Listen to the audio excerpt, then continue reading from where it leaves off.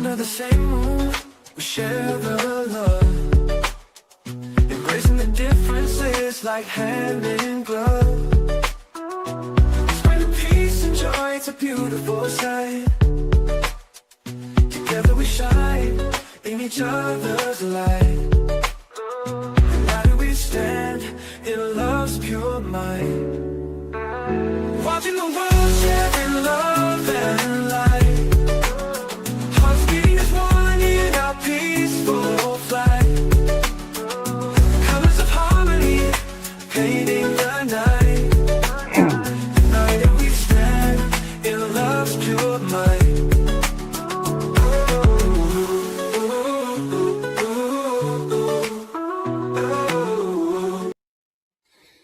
Good evening, everyone. Might as well say goodnight. It's so late. I debated about coming on because I had a show with another channel earlier, and I figured I would come on and show you guys the video.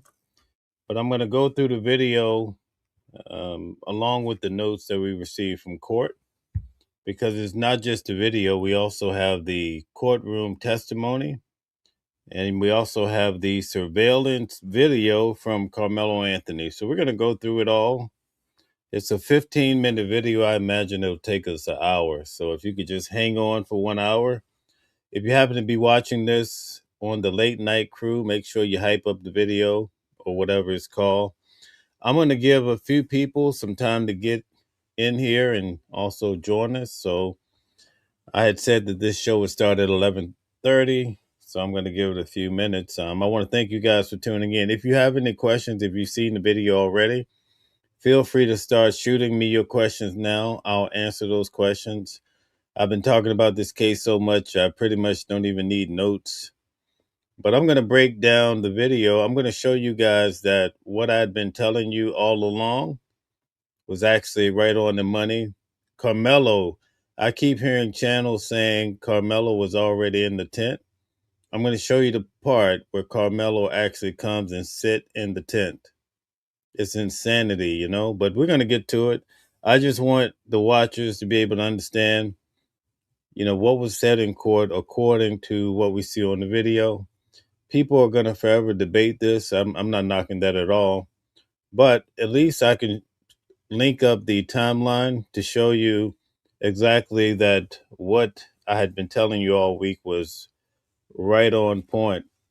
There is no point where you see 4 individuals walk into the tent, surround Karmelo, and then start beating him up. So we're going to get to all of that tonight. I'm going to show you exactly, so there's no debate about it. So basically, I have the video from both angles. We have the video from the 4K view, but the problem was, in which I later understood, is that when they actually zoomed in to show us in court what's happening under the tent, just as the video expert had testified, the video became pixelated. So then you know, it's kind of skewed. Now, keep in mind, right, the frame that I'm going to show you guys tonight is from the 4K video.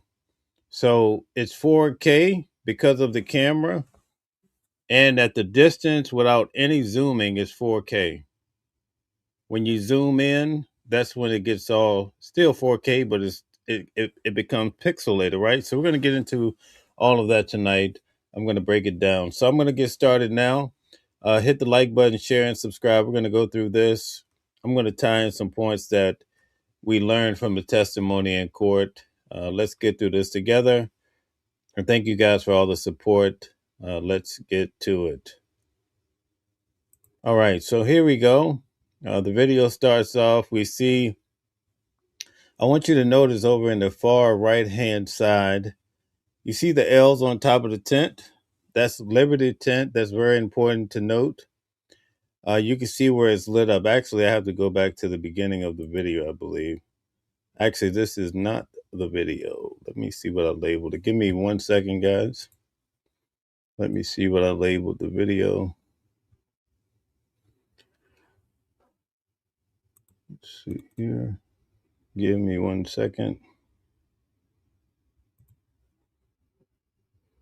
All right. Let's see if I can find it here. Okay, Karmelo Anthony case court. All right. So let me pull it up here. Karmelo Anthony. Here we go. Here we go. Here we go. Right here. This is the video. All right. So the video starts off. If we go back, I should have pulled up the video from. Let me pause this. The video from Hunter. He actually says when he's talking to his mother. Actually, I have 2 minutes yet before the show was to begin. Give me one moment before we do this. I want to go back and find something. Give me 1 second. I want to show you guys in detail. So just bear with me. I have to find this video with Hunter.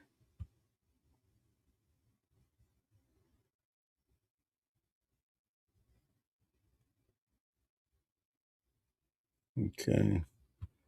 And we have this here. It's Tuesday. Just bear with me. I want to try to show you what Hunter actually said before we get started. Give me 1 second.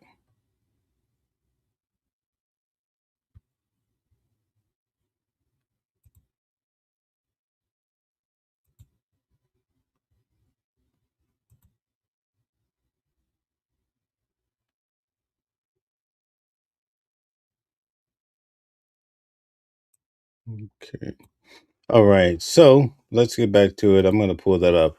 All right. So as Hunter said in the video, they were coming back from middle school. I think you guys remember that. So let's get to it. There's no sound in this video.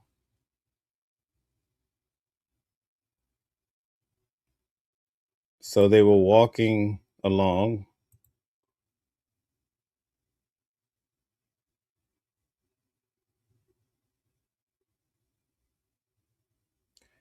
And I guess here, if you notice, the guy in the gray sweatshirt, I believe that's Karmelo Anthony.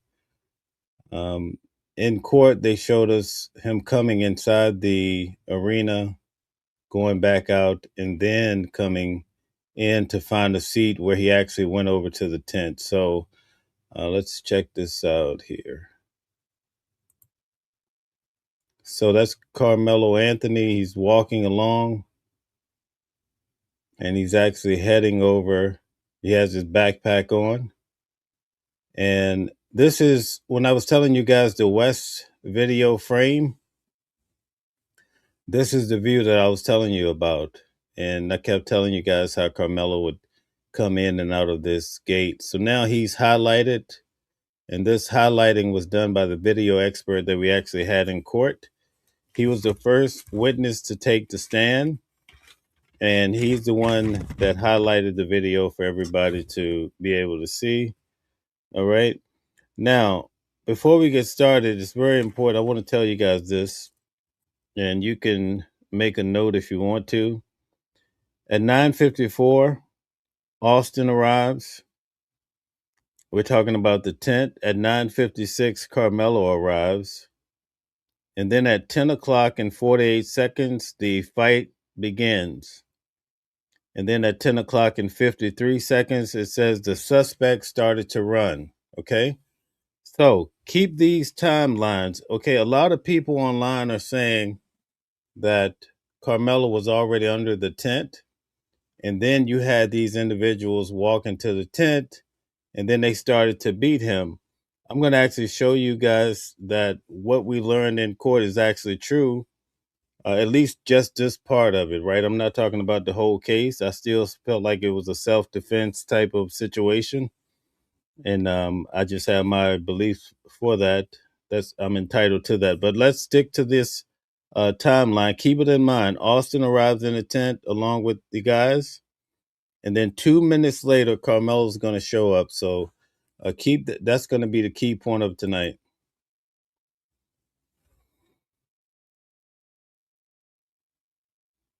Okay, so now we have the other frame. This is the east side that I've been telling you guys about all week, right?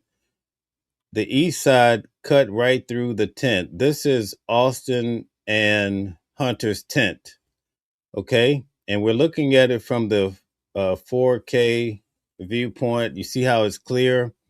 In court, we didn't get to see it this clear, maybe at the very beginning, but once they zoomed in, now it's pixelated. So it's much, uh, it's hard to decipher who's who. Now, keep in mind, when I showed you guys the video of the guy from News Nation, he said that he came actually to the Frisco ISD, I believe, and he looked at this video along with everybody else. But he said it was still blurred, right? And that's what we see today. It's still blurred. You really can't make out each and every little detail. Tonight, I'm going to really try to pay attention to the comments because there's so many narratives going. But now we're looking at the east frame. This is Austin and Hunter's memorial tent. You're going to see these guys, Austin, Hunter, they're going to walk in from the right part of the frame. I already showed you how they were coming across basically through the parking lot. So look out for these guys. I'm going to show it to you.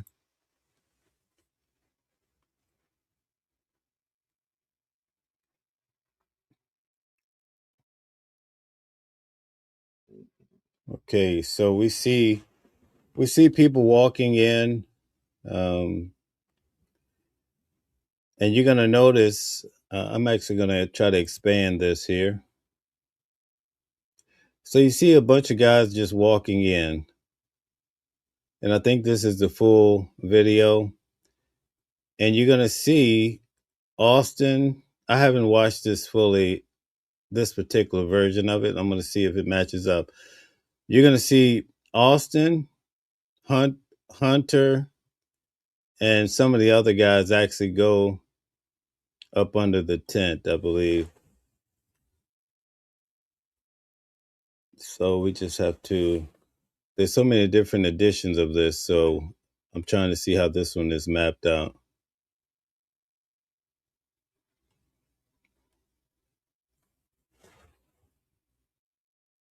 I believe this is the total 15-minute video. But you're going to see Austin and Hunter and some of the other guys go under the tent.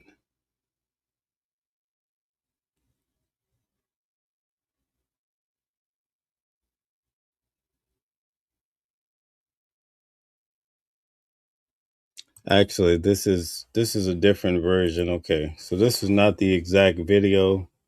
Let me just stop it. So anyway, I know I can explain this one too, but this is not the video I wanted. Okay, so or it's not chopped up the way it was. Let me show you. So if you keep your eyes on, I'm gonna go back here. You're gonna see 4 guys walk past the tent, and you're gonna see someone with a poncho on. I think it's gonna be yellow. But pay attention to the tent. You're gonna actually be able to see when Austin pushes or hits Carmelo with this linebacker style push. You see these 4 guys walking past? Did you notate that?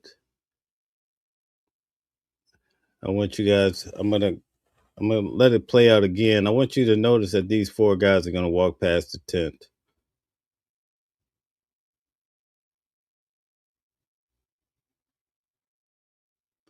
And right after they walk past the tent, all right, you see someone just left, right? You're gonna actually see right here. Now you're gonna see, if you look very carefully, I'm trying to get a better, there's so many different angles of this video. But notice how Austin is going to, if you're going to notice one person actually go at Carmelo. All right. So pay attention to this.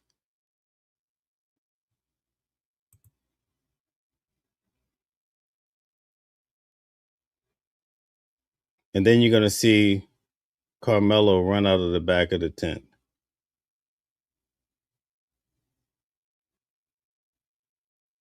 Right here.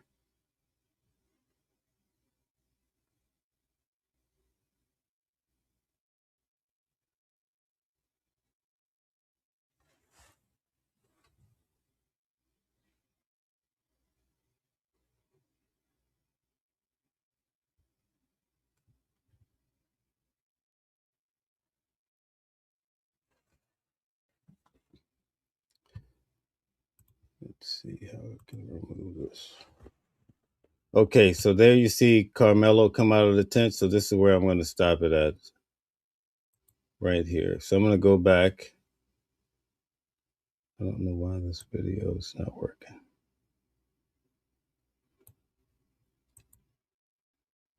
Okay, so pay close attention to what's actually happening under the tent. The best video that I've seen so far came right here. So you see, let's see this video. So we're at 24. Let's go 21. 17. Okay, so we're at 17 seconds, 2 minutes and 7. This is based on this video. But if you look under the tent, you could barely make out who's who, but you're going to see what we were told in court, that Austin is going to actually approach Karmelo with a football move. That's what one of the guys, Hudson, had explained. Another guy named Jason says that he grabs him and starts to pull him up. So watch very carefully. You'll see the commotion under the tent. Right there, you see the push, and then he goes back to the left. And then you see after that, you see them start to disperse, and you'll see that Karmelo runs up behind the tent. Then he comes down, he falls, and then there's some guys that are actually chasing him. One of them stops. I think his name was Nathan. For whatever reason, he heard that Austin probably, because a lot of the witnesses says Austin let out a loud shout. Okay, so that probably is what compelled him to actually go back. But I'm going to just play this one more time. We're going to go back to 217. So basically, in court, this is all they really had as far as video to give the guy 35 years. Okay, it's very hard. I guess they tried to base it on the witness testimony, but let's try to watch this one more time, and I'm going to try to find the actual video that Sarah had put out, because that one seemed to have been the longer video. So we're going to look for it.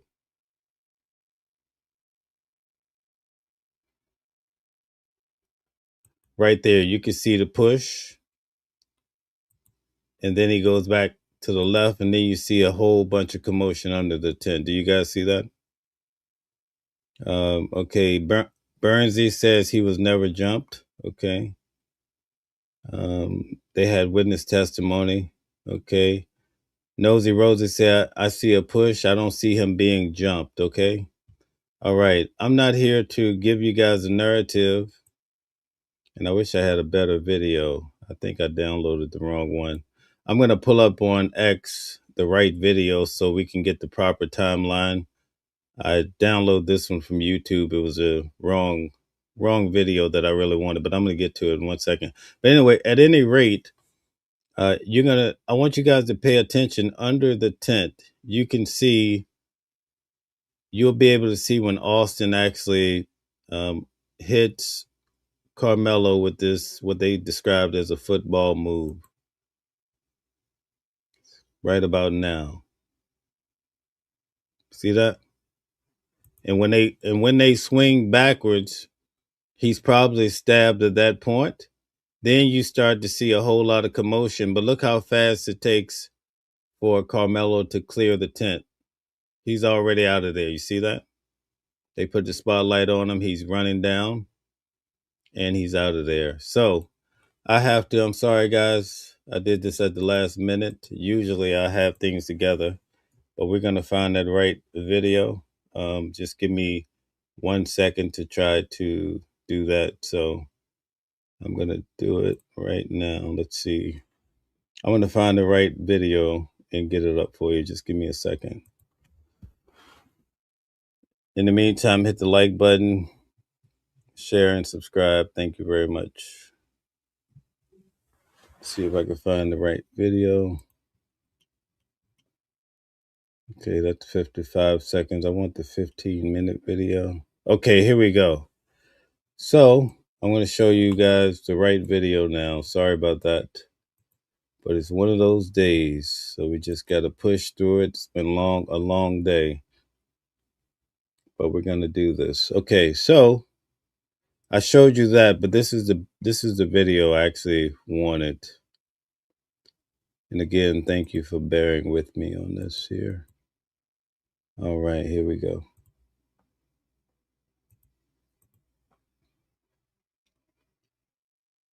So let's remove this one. And okay, so let's see which one is the 15-minute video. Okay. All right, so this is, I think this is the longer video. Okay, yeah, this is the longer video. Let's see if you guys can see it. Okay, so now you see the guys coming in. Here we go. This is the video I thought I had. I'm sorry, guys. This is a long day. All right, so now this is a high quality video. You can see it's in 4K. And now I can give you guys the proper layout, okay? So now you're going to see Austin, Austin and Hunter. You see them, they're walking back from the middle school. One of them seemed to have on a purple sweater or so. Most of them are dressed in black. Right now, they're right by that tent, I believe. And they're walking in. The camera is following them. This is the video I wanted. I'm sorry, guys. So they're walking back. You can actually see the cars. You can see the school buses in the background. You can see raindrops. Remember, people were saying they could see raindrops. Okay, so this is a 4K video. If you put this on the 4K television, it would even be clearer. Okay. So this is the video I wanted. Again, guys, thank you very much for tuning in. I'm going to try to stop and get some of the questions. So this is the crew, and they're walking back to their tent because they all have to participate in, different things throughout the day when it comes to the track meet. So they walk past this gate here, and you're going to notice here that the tent is pretty much empty. And look at there, they're walking up and they're sitting down. So this is the twins along with some other guys, all right? But did you see that? I want to take you back a little bit. I want you to notice. Look how empty the tent is. Okay? Now, some people are probably thinking that Karmelo is sitting up there in the right or whatever. That's not true, and I'm going to actually show you guys, okay? So they walk in and they go up into the tent. Okay? Karmelo is not there. Okay, I'm going to show you when Karmelo arrives. Now, according to the court notes, this is now 9:54. Austin and Hunter arrives. 2 minutes later, Karmelo arrives. Okay, so let's let it play. And I want you guys to notice where these guys just sat down at. You're going to actually see Karmelo come in with a backpack, and he's going to sit right there in this gap, right under the yellow of this tent. So keep your eyes there. In about 2 minutes, well, less than 2 minutes now, because the clock is already rolling. In about 2 minutes, you're going to see Karmelo come and sit down. And I'm going to point it out to you a couple of times until we can all,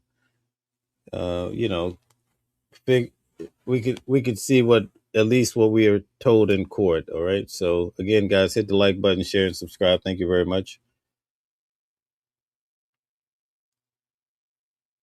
Okay, so the guys are sitting there. Notice some people had been saying that these guys walked in, they surrounded Karmelo, and then In 20 seconds, they were beating him, right? Did you guys hear that? Well, look at this. It's past 20 seconds already, and these guys are sitting in the tent. Carmelo's not even there yet. I'm going to show you guys this. It's insanity to me, the things that I'm seeing. But anyway, I'm only concerned about trying to help you guys to understand at least what we were told. You could do whatever you want to do with it after that, but you're going to see Carmelo come in and sit down. And it takes a while. So they just came back from the middle school or whatever they were doing. They're all sitting there, doing their due. And then Carmelo walks up and sits down. It takes a while for Carmelo to get there and sit down, but you're going to see it.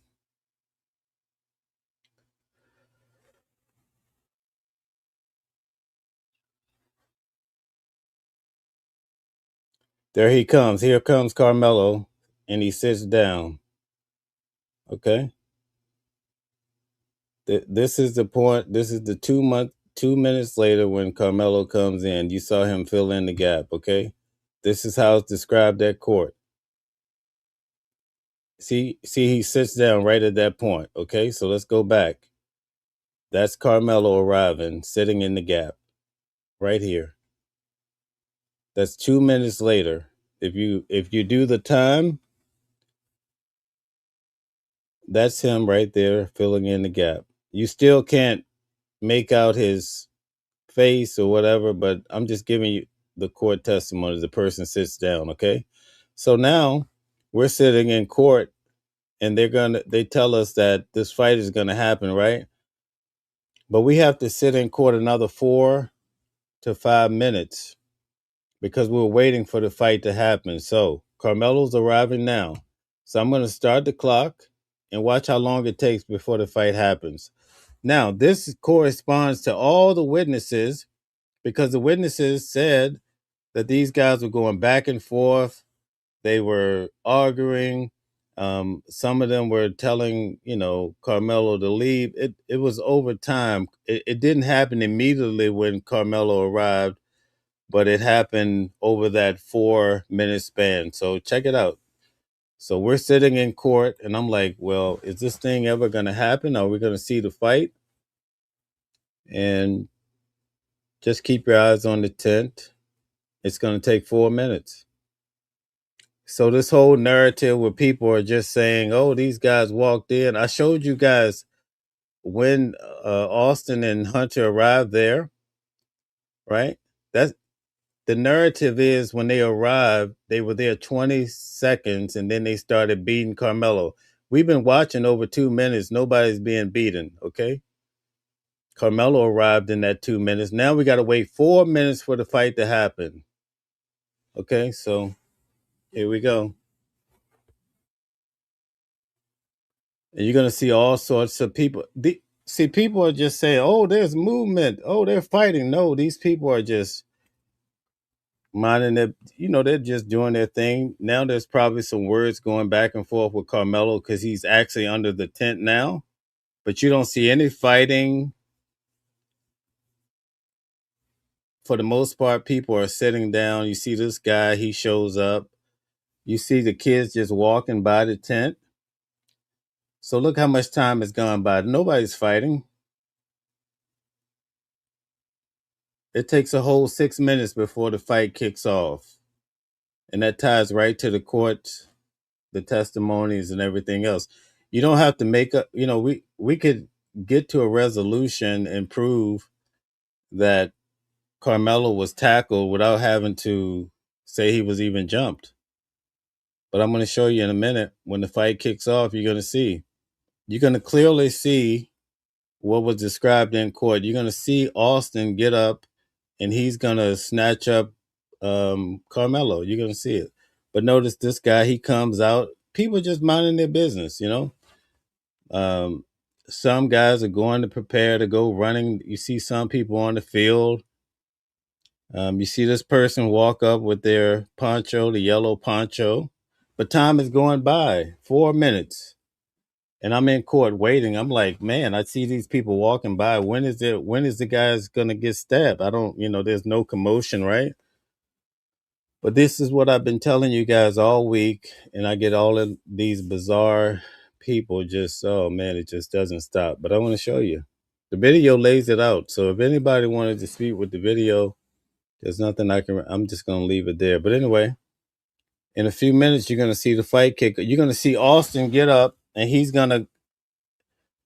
we got to look at this with a sort of I don't want to say common sense. I don't want to offend anybody.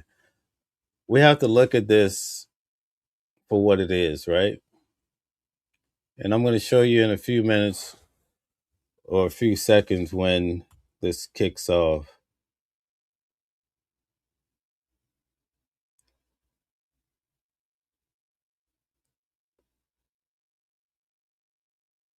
You're going to see Austin stand up and grab Karmelo. And we're going to go through it. But see, I don't want to pause it, but look at all the time that's gone by. 4 whole minutes, right? And the guys have been in the tent 6 minutes, Austin and Hunter. And look how long we've been waiting, and there's still no fight yet. But you're going to see it right about, well, we still have to have, I think a few of the guys are going to have to walk by. There's going to be 4 guys that walk past. These guys are not going to the tent. These guys are just walking. We've been seeing people walk past the tent for the last 4 minutes, right? People just living their lives.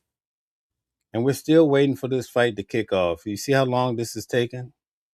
I was doing this in court. I'm like, man, how long we got? So there you go. You see Austin attack him. And then he bounces back. All right. So check this out. We're at 8 minutes and 2 seconds. We're going to go back 7:58. Now notice this, right? So a whole 4 minutes and some change went by after Karmelo arrived. And the guys arrived 2 minutes before Karmelo. I just showed you guys that this is how it was laid out in court, right? Now notice you're going to see, if you look under the tent, you're going to see Austin attack Karmelo. And and some of the witnesses described it as a football move. Check it out. Right there, boom. You could actually see, and then think about it this way, right? And it explains so much. Karmelo is sitting on the back. He's not even under the tent. He's sitting on the row behind the tent. This is in court. Eddie is sitting beside him to his right. So when you reverse and think about how they're sitting in this tent, then you see Karmelo. Eddie is sitting right there beside him. He testified that Austin hit Karmelo, so he came at him so hard it knocked Eddie out the way. So I want you, when you watch this video, you can blow it up, whatever you got to do to get to it. Pay attention that when Austin, he's sitting down, he gets up, and it looks like he leaps. He covers some ground, and I want you to look at the timing and who's moving. Clearly, Austin attacks Karmelo. And when we get to the body cam footage, we're going to actually see that Karmelo is saying that Austin is the person that touched him, right? And he told him not to. He didn't say they attacked me. He clearly identified Austin as the person. Imagine in the opening arguments, I was sitting there the whole trial trying to find a point where someone said that Hunter had punched Karmelo or that 2 or 3 guys had jumped him, because that would have made a different case. He probably wouldn't have gotten any time, or at the very least, manslaughter, right? But anyway, I want to stay on target because this is very important. So we're going to look at this again until we get this down pack here. So let's pay attention. You're going to see Austin stand up and he's going to lunge. It's 5 seconds, right? In court. At 10 o'clock and 48 seconds, they start fighting and Austin gets up and tackles him, right? At 10 o'clock and 53 seconds, the suspect is running. So pay attention to this. Is a 5-second altercation. 5 seconds. and you're going to clearly see, watch this. Let me go back again. Here we go. Sorry. Right now, you're going to see it. You can see how big this boy is. You see Austin.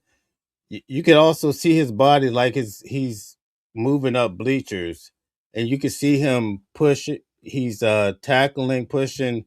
He's tackling Karmelo clearly, right? And then watch this. When I start, they're gonna go back to the left. See that? He goes back, and then you see all these bodies moving, and you see him. He's out at 5 seconds. He's long. Look how fast. I'm gonna go back. Look how fast this boy comes out of the tent. I mean, he's very fast, right? Look at how. I want you guys to notice when the commotion after Austin hits him, he books it right out of the back of that tent. Some people are saying they saw him backing up and he was crawling out. No, that boy ran out of the back of that tent. Watch this. See how fast he's gone? But I want to go back to when Austin actually tries to railroad him. All right, here we go.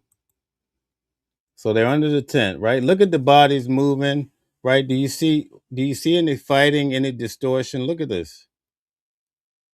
But you're gonna see Austin get up. Watch this. Right there. Austin, boom. And he comes back to and when they make the look how fast he's gone. When they make the contact, you see, as in court, they say everybody starts to disperse. And then you see these guys chasing him, right? Look at how fast he's moving. He already fell when he came down. Then he stops, right? Look at him. He stops and look, he's running. Okay. That's Karmelo. He slows down and you see a lot of people, somebody's pointing at him. This is all consistent with the courtroom testimony. So I'm glad they released the video. Okay, so then he ends up coming on the field, but the argument of the prosecution is that he was trying to run out of the place. Okay, I'll let you come to your own conclusion about that. It's clear. I'm going to go back. I'm actually going to go back to I'm sorry, guys. This has been such a painful case. So unfortunately, we got to go back again.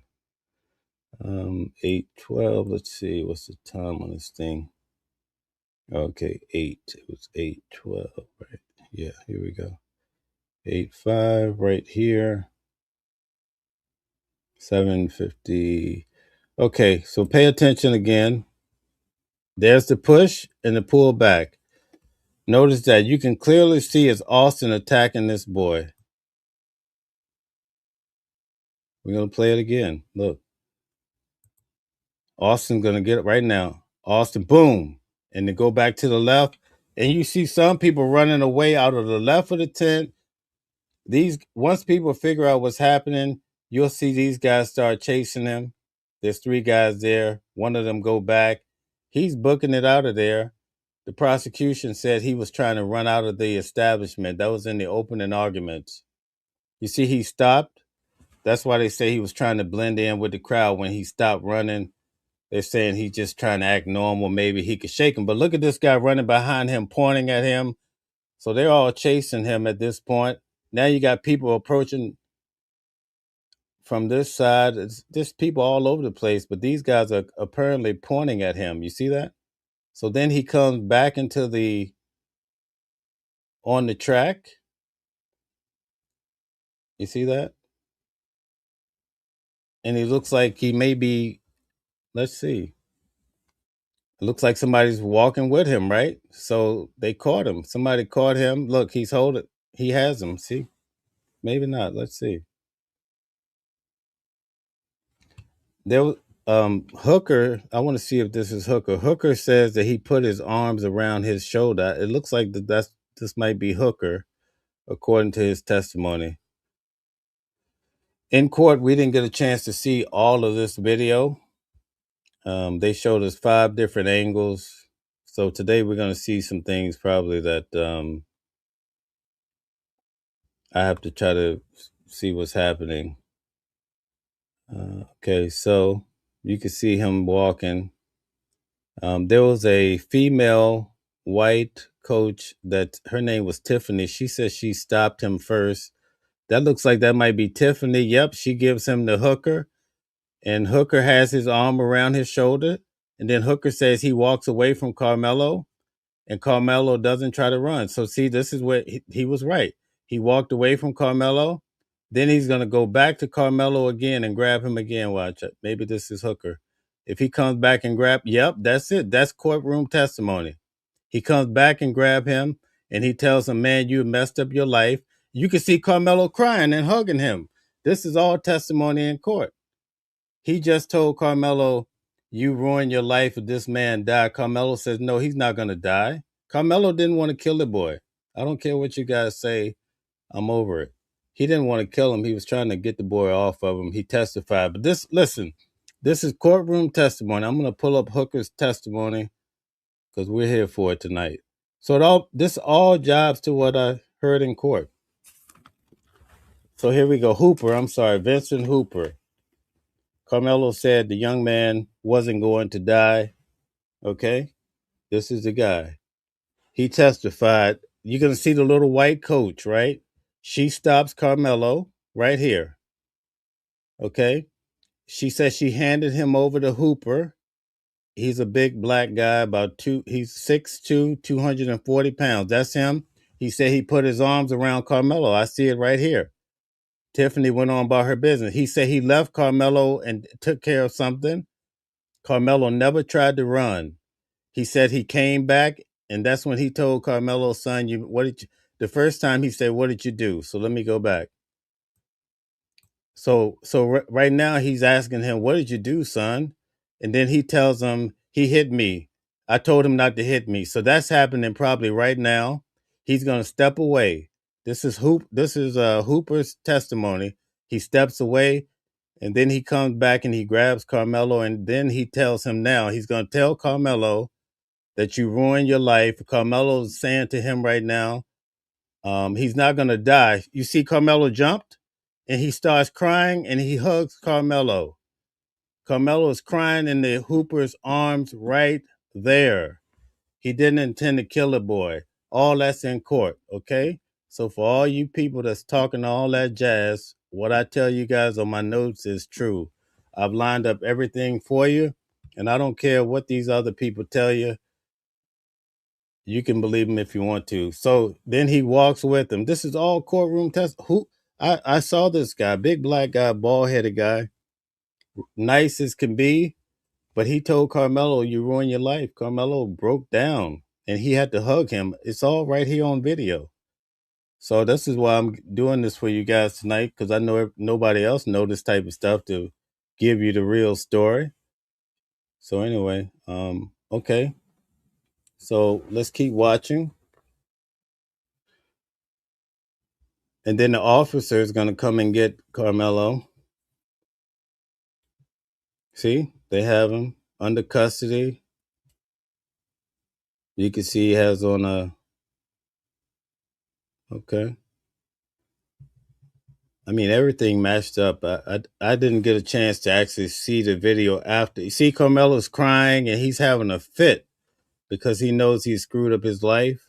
And this coach, who is a really nice guy, is giving him the business, saying, listen, man, you might be locked up. Look at that. Karmelo, this is in court. He goes down to the ground. He's crying.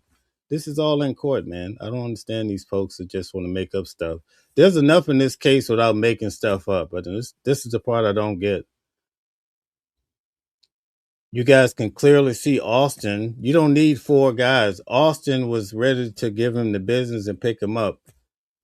Look at that. See Karmelo? Look at that. He's having a fit because he didn't think that Austin was going to die. So he went to his knees. Now he's like in this motion. He's going crazy.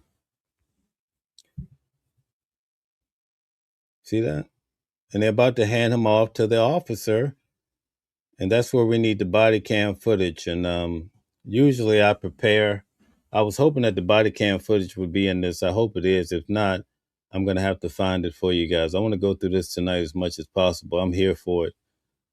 So you see, Carmelo's there. They're waiting on the police. I told you guys at 10:05, 10:05. Let me get my notes. 10:05 and 30 seconds. You're gonna see the ambulance and the police pull up, but that's what they're waiting on right now. And look at him; he's having a fit because he realizes, okay, so there's the officer. It's 10:05. Now let me give you some Let me give you some details. This officer testified. Cortez. If you notice, I'm going to take you guys back. Karmelo, he's walking. He sees the officer, right? He's going to go to the officer. The officer is going to grab his hand and walk him because the gate is in the way. He's going to walk him all the way down to the opening of the gate. Okay. This is all courtroom testimony. And we're also going to have a chance to look at it on the body cam footage. I'm going to break that down for you too. I mean, everything is airtight. I don't get it. So look at that. He's taking, that's the officer right there. It's 10:05 and 30 seconds. Right to my notes. See? That Carmelo puts his arm up. When we get the body cam footage, you're gonna see him say, "Put your arms up," right? He's walking him because because the gate was in the way until they can meet without any obstruction. You see? See right there. That's where the opening in the gate is, and they actually can meet, and he can commandeer him right away. You see that? And this is Officer Cortez. He was witness probably number. Let's see, I think he was witness like number 4 or something like that. So anyway, they proceed to walk out, and they're going to take him to the car. If you have the police report, I have it. I'm going to break that down too, but not tonight. This has been a long day. But it's a good day because I'm so happy this video came out.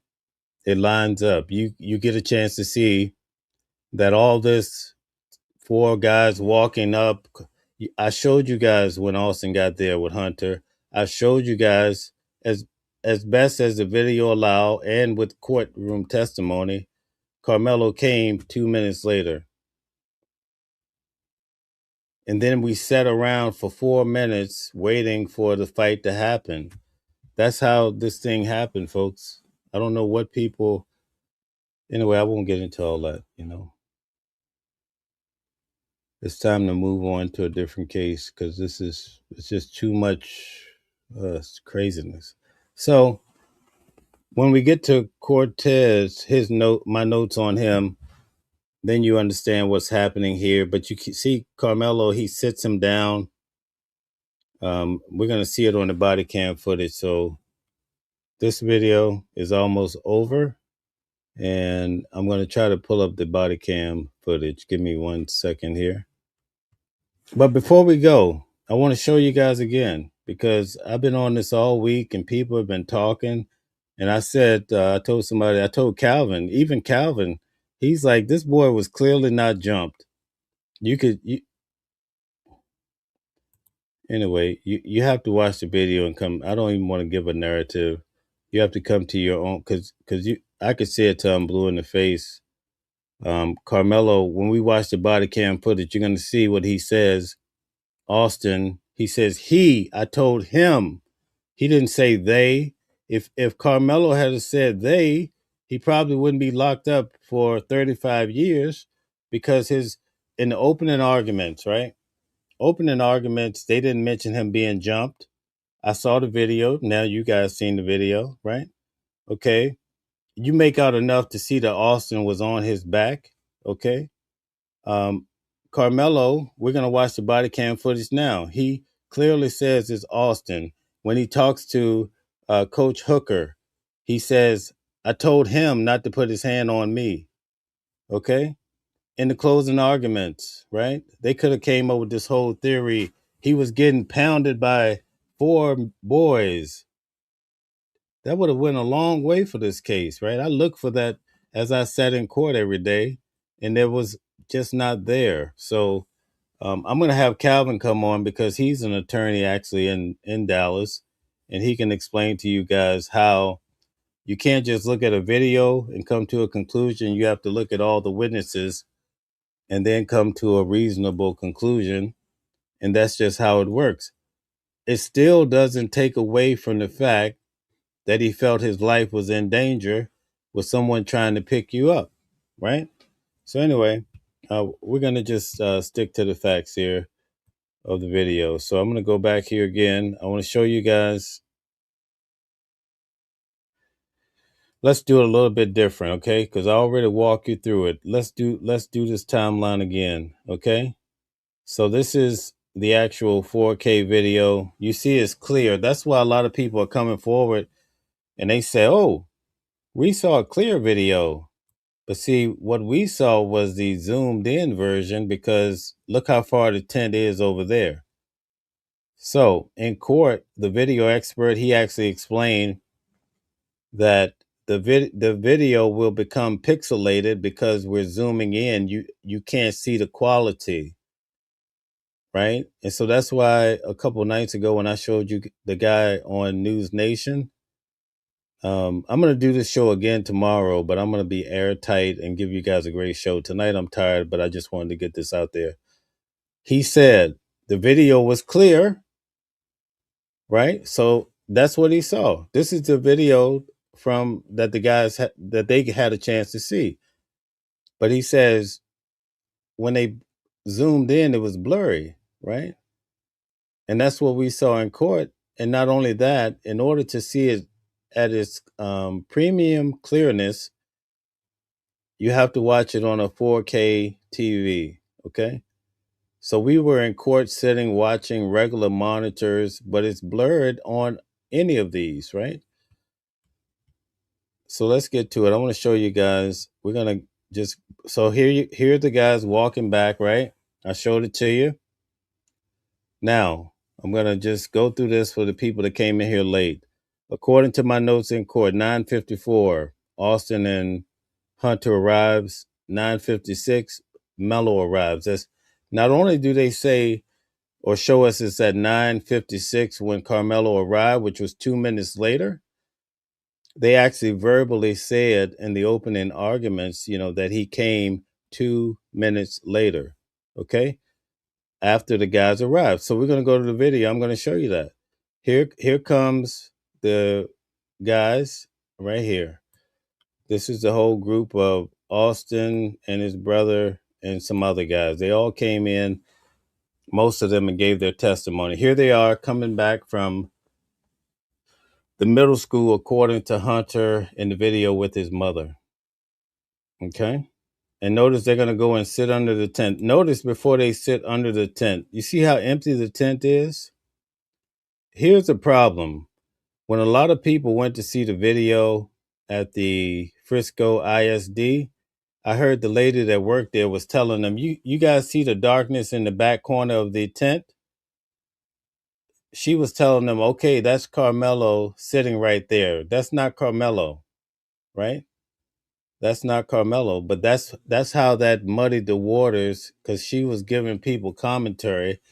I have the video where people said, yeah, she told me, pay attention right there because that's Karmelo.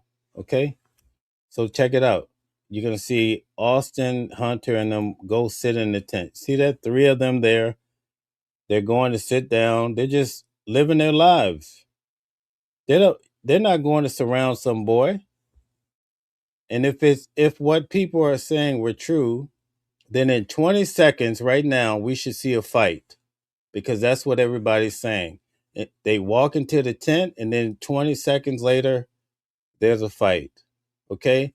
1, 2, 3, 4, 5, 6, 7. You get my point? We should see a fight happening any moment now. There's no fight because they came to sit down. But what I am going to show you, Karmelo, it's about to be 2 minutes, and Karmelo is going to come in with his backpack and he's going to sit in that gap. And he's not even under the tent. So just hang tight. We're going to see 2 minutes later, just like in court, you're going to see Karmelo come and sit down.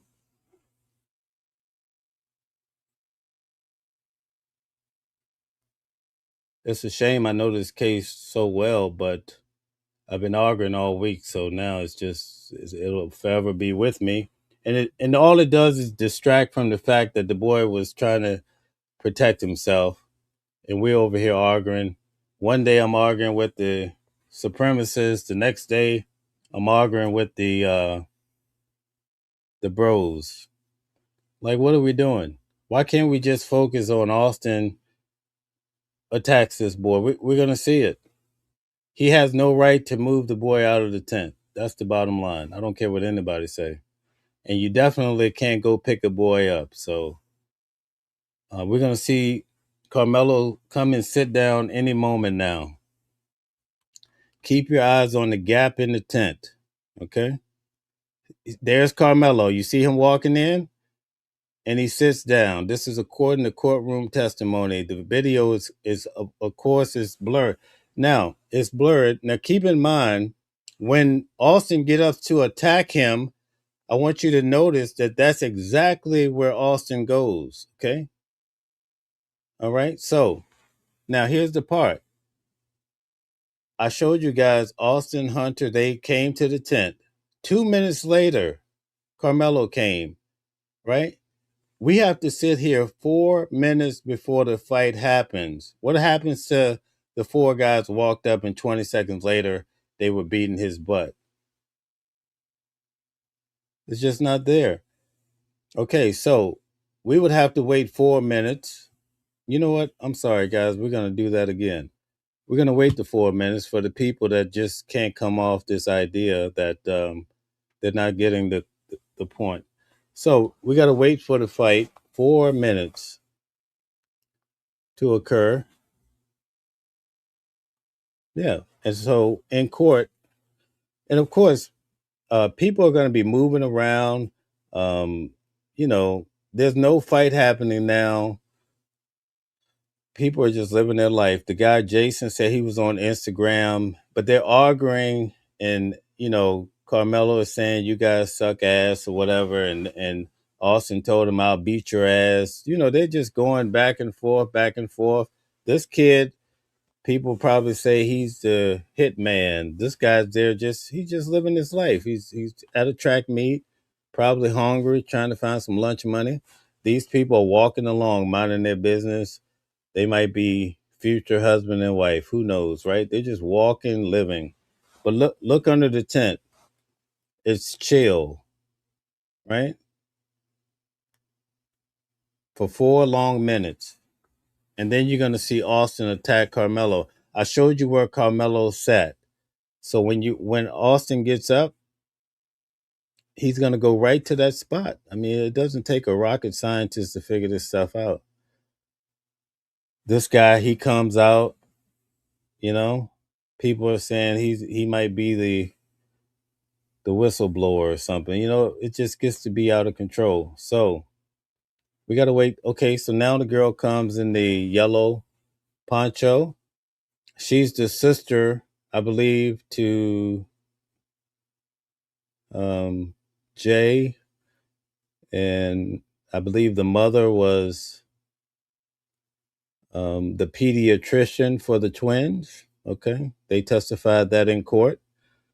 These guys are walking. You see people on the field minding their business. Everybody's living their life. These guys over here at the gate, it's drizzling, raining. They're probably they're just living their life. Now, keep in mind, Carmelo's school doesn't have a tent. You see the birds. Okay. You're going to see four guys walk by. They don't even go into the tent. They're just walking by. Look, all these people are just walking by. Notice this bottom level where Austin ultimately died. That's where these people are just walking. All right, so now we're getting close to the time of the fight.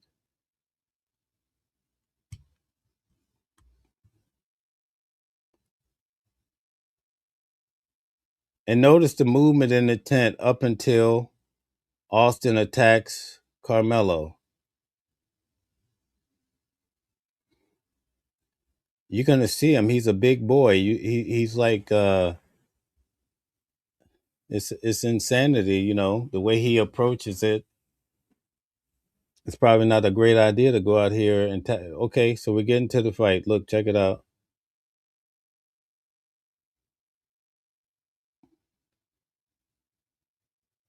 You're gonna see Austin go right for Carmelo.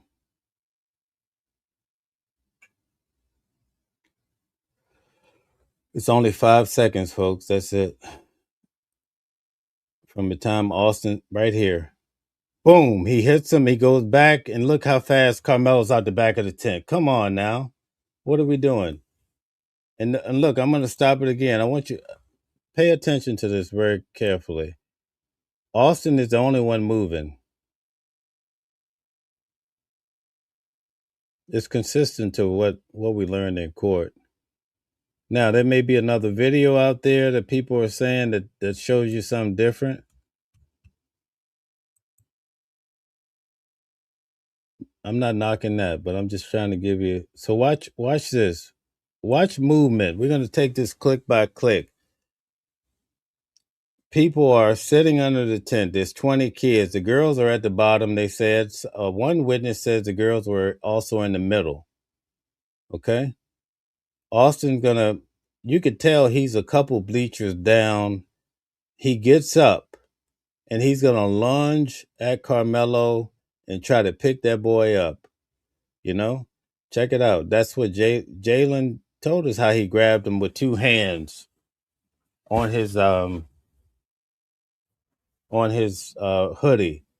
He told us, like, what are we doing? What are you coming up with these narratives when there's enough in this case to show the boy had to try make. Now listen, using the tool that people want, the multi-purpose tool that has a knife, or as the prosecution said, a knife, whichever way you want to look at it, right?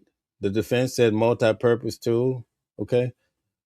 Um, that's a whole different ball game. I would rather Calvin, a lawyer, really break it down, give you the real Texas deal. I don't want to start just telling you some stuff that I don't know the facts about the law in Texas. But check this out. You're going to see Austin attack him. And then some are saying Hunter punched him first. Like, how do you see all that? This is the clearest that anyone has. Well, I can't speak for somebody else. You're going to see Austin. This is what's broken down in court. Austin right here, boom. And then he goes back, right? Notice you could clearly see Austin in his movement. Now, forget about Austin. Watch all these other specs that are sitting here and notice the movement that's happening there as Austin is, doing a Macho Man Randy Savage on Carmelo, right? Just pay attention. Look at every angle. They don't move. Well, actually, I don't even want to tell you. I don't want to muddy the waters and tell you. I want you to see for yourself. Check this out. Look now. Focus on the people around. You see that? It's on that. It goes right, and when it goes left, these guys all scatter. That's what we learned in court. That's when they move. When Austin makes that first move on Carmelo, these specs are all just as quiet as a church mice, right? Check it out. They're not even moving. Look at this. Hold on. Let me go back a little bit more. I know it's late, guys, but I had to get this out tonight because I think it's very important. Check it out. Boom. Austin. Now they move. You see that? I mean, God, it doesn't take a rocket scientist to figure this stuff out. Look, I got to keep going through this because there's just so much chatter. Check it out. Watch Austin attack the boy. Boom. Now everybody starts moving. You see that? Let me let it play without stopping. I'm sorry. All right, here we go. But watch the movement.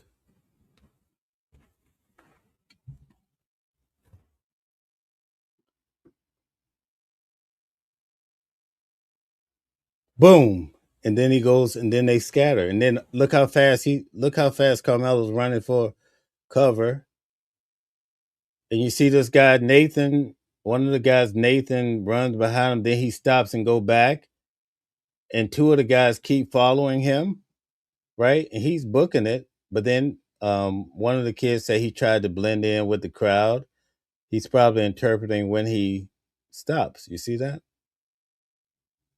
And the little, I'm sorry, guys, to say it like this, the little white lady, the coach, just to give you an idea, she says she was the one that stopped him with her hand. But the defense attorney says, well, you testified differently that day. You say you grabbed him. But anyway, she stops him. You're going to see that. You're going to be able to see her identity. You can see that that's a woman, right? She's a little woman. You can see her long hair. And she handed him off to the big black coach. He's 6'2", 240 pounds. That was his testimony. Okay, we don't need to go through this again. But look, once he had Karmelo the first time, I'm going to go through it again. I think I have the right. Okay, so she testified. Her name is, I think it's Tiffany. Yeah. So I have her name here. I'll give it to you. So he's saying, "What you do, son?" He has his arm around his shoulder. And this right here shows you that the boy didn't intend to kill him, right? This is hard facts. I know you guys, some of you guys don't want to hear it, but you're going to hear it tonight if you want to be here. Look, he lets him go. He testified. He got distracted. He walked away. Guess what? Karmelo never tried to run. He said he comes back, and now he's telling him, he says, "Son, you know, you mess your life up forever if this boy dies." Now notice what happens here. Karmelo jumps up. He's crying or having a fit, right? Then he hugs Karmelo and tell him, "You're gonna be all right. You're gonna get through this." Carmelo's crying like a baby. Look at that. Karmelo puts his hand around him, right? He didn't intend to kill the guy, right? It's more like a manslaughter at best, and that might be questionable. All right, it's all here. So then he takes him, and he's going to hand him off to the police. The police arrive at 10 o'clock, 10:05 and 30 seconds. You're going to see the officer come in through the gate. He's going to come over here and grab. We already went through this, okay? So there you have it. I'm going to, as a last ditch, I'm going to get to some of the comments, but bear with me for a second, guys. I'm going to remove that. Okay, where am I at? Okay. All right, give me a second. I'm going to try to find the body cam footage. Let me see if I can get the body cam footage. Here we go. All right, so we're in business. Give me 1 second. I'm gonna go through it. Notice what Karmelo says, and does he say if they attacked him or if it was a group? Wouldn't he say that, right? Um. Anyway, that's a whole different story. Okay, so here's the body cam footage. Remember, for those of you who really follow this channel, right? Remember I told you, and let me put this down for 1 second. Okay. I told you guys that on the body cam footage, it said what? February the 10th, 2016. I wrote that in my notes. Now you get a chance to see it tonight, that I'm not just blowing smoke up your rear. Okay. I told you his body cam footage, and who else told you that? Nobody, because nobody else even noticed that point. So why does this body cam footage on the officer? On the officer, February the 10th, 2016. We want to know. It doesn't look good, right? There has to be a reason. They never explained that in court, but guess what? I caught it. So I'm not in court just twiddling my thumbs, all right? Don't reach for anything, all right, man? Stop right there. Remember, he grabs him over the gate. Remember, I just told you that? And then he has to walk him to the opening, right? I told you guys that over a week ago. So I give you all these details. It's beautiful when you can see it for yourself, and that I'm not just hallucinating and making up stuff just for the hell of it. Dispatch 443. I got these suspects, and they're currently treating the victim. Again, he's on the north end of the stadium. All right. Any weapons on you like that?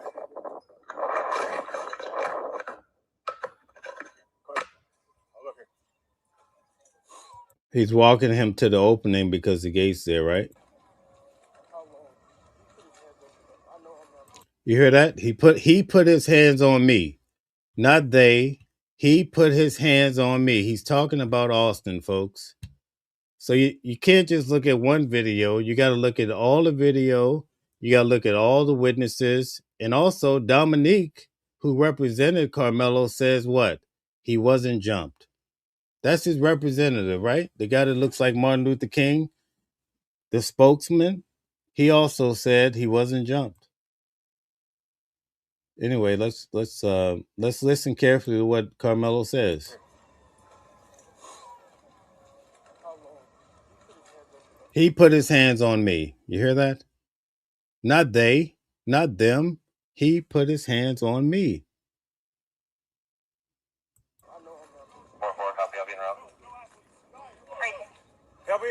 Y'all back up a little bit. Come over here for me. Over here. I'm gonna put your handcuffs for now, okay? So finally, they get to the opening, right? And you guys can see it very clearly here, February the 10th, 2016. You mean to tell me they can't get better body cams?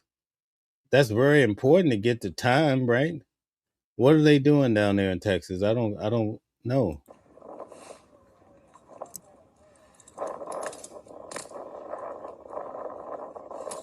And the lawyer doesn't even talk about it. I think I'm the only person that picked up on it. You know, they don't even bring this up. I mean, the prosecution did say, the times are off here. That the prosecution even said that, guess what? The witnesses, you'll find that a lot of their stories don't match. But I spent 2 weeks already arguing with people because they heard Fox News and Nancy Grace and all these people say stuff. I'm in court, you know? Fox News says the blade was 5 inches.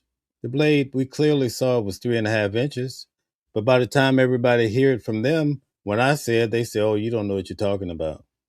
Nancy Grace say, oh, it's 3 Hispanics on the jury. No, it wasn't. It was 1. I broke it down for everybody. But by the time that I said, they say, oh, yeah, you're just making it up because you like Karmelo. Yeah. But then by the end of the week, I'm arguing with the other side about him being jumped. We got to get focused. Dispatch 443. Everybody can slow down. I got the alleged suspect in handcuffs right now detained. Everyone can slow down. Suspect detained in handcuffs. Hold on. You can open up the channel, and medics are clear to come in. Have them come to the northeast entrance.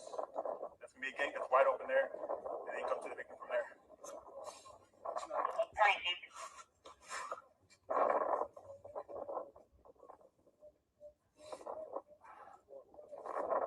This is the alleged suspect.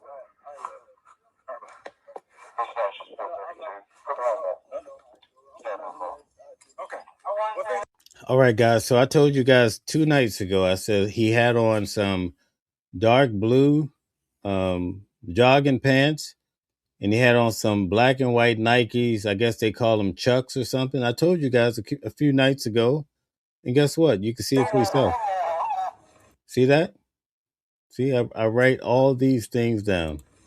So nothing on your person. See those Nikes? Right? There it is, right? Everything I tell you is right on point. At all. Nothing.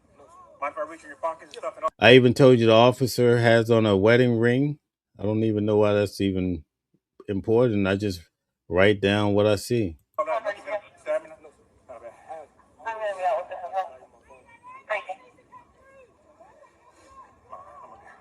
A little personal there, okay? Just to make sure. Okay.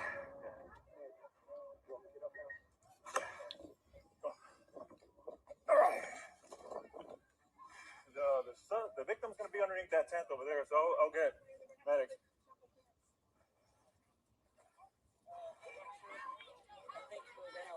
Memorial tent over there, guys. All right.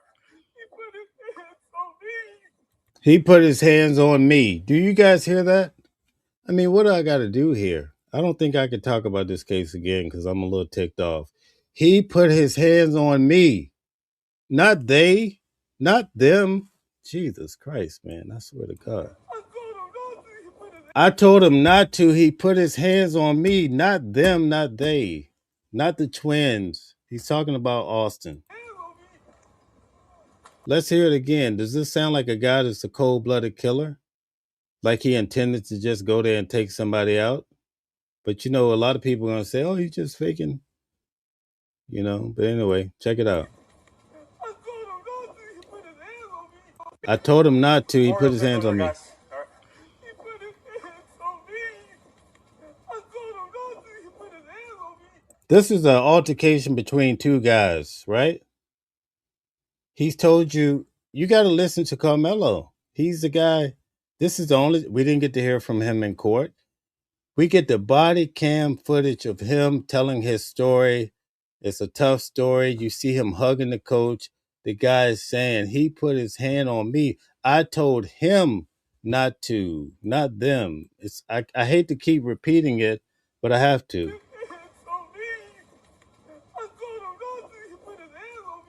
That's 3 times he said he. It would have made a big difference if his attorneys had came to court and said these boys jumped him and beat him to a pulp, and he stuck one of them and didn't even know who he stuck. That would have been a powerful argument, but we did not hear it in court. Victim, we're on the north end. They got staff standing to him right now. This is the latest suspect. Already? No. Research them. Got nothing. I don't know what happened. 4.3. Tracking the name of CPR process for a witness. When I bring Calvin on, I have another attorney coming on too. I want them to explain how they look at evidence from different angles, and you have to factor in what the witness is saying, what the victim is saying, what the assailant is saying, the officers. We have video footage of Karmelo telling what happened to him. All of that has to be factored in.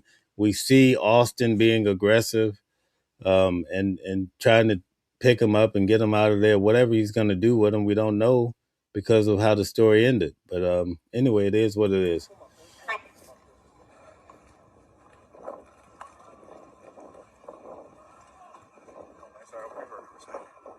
up to you. Let me do one more little check of you, okay? You don't mind ever reaching your pockets, anything like that? You good? I'm wearing some little under. No, ma'am, I don't think so. What's your name, man? Karmelo Anthony. Karmelo. Okay.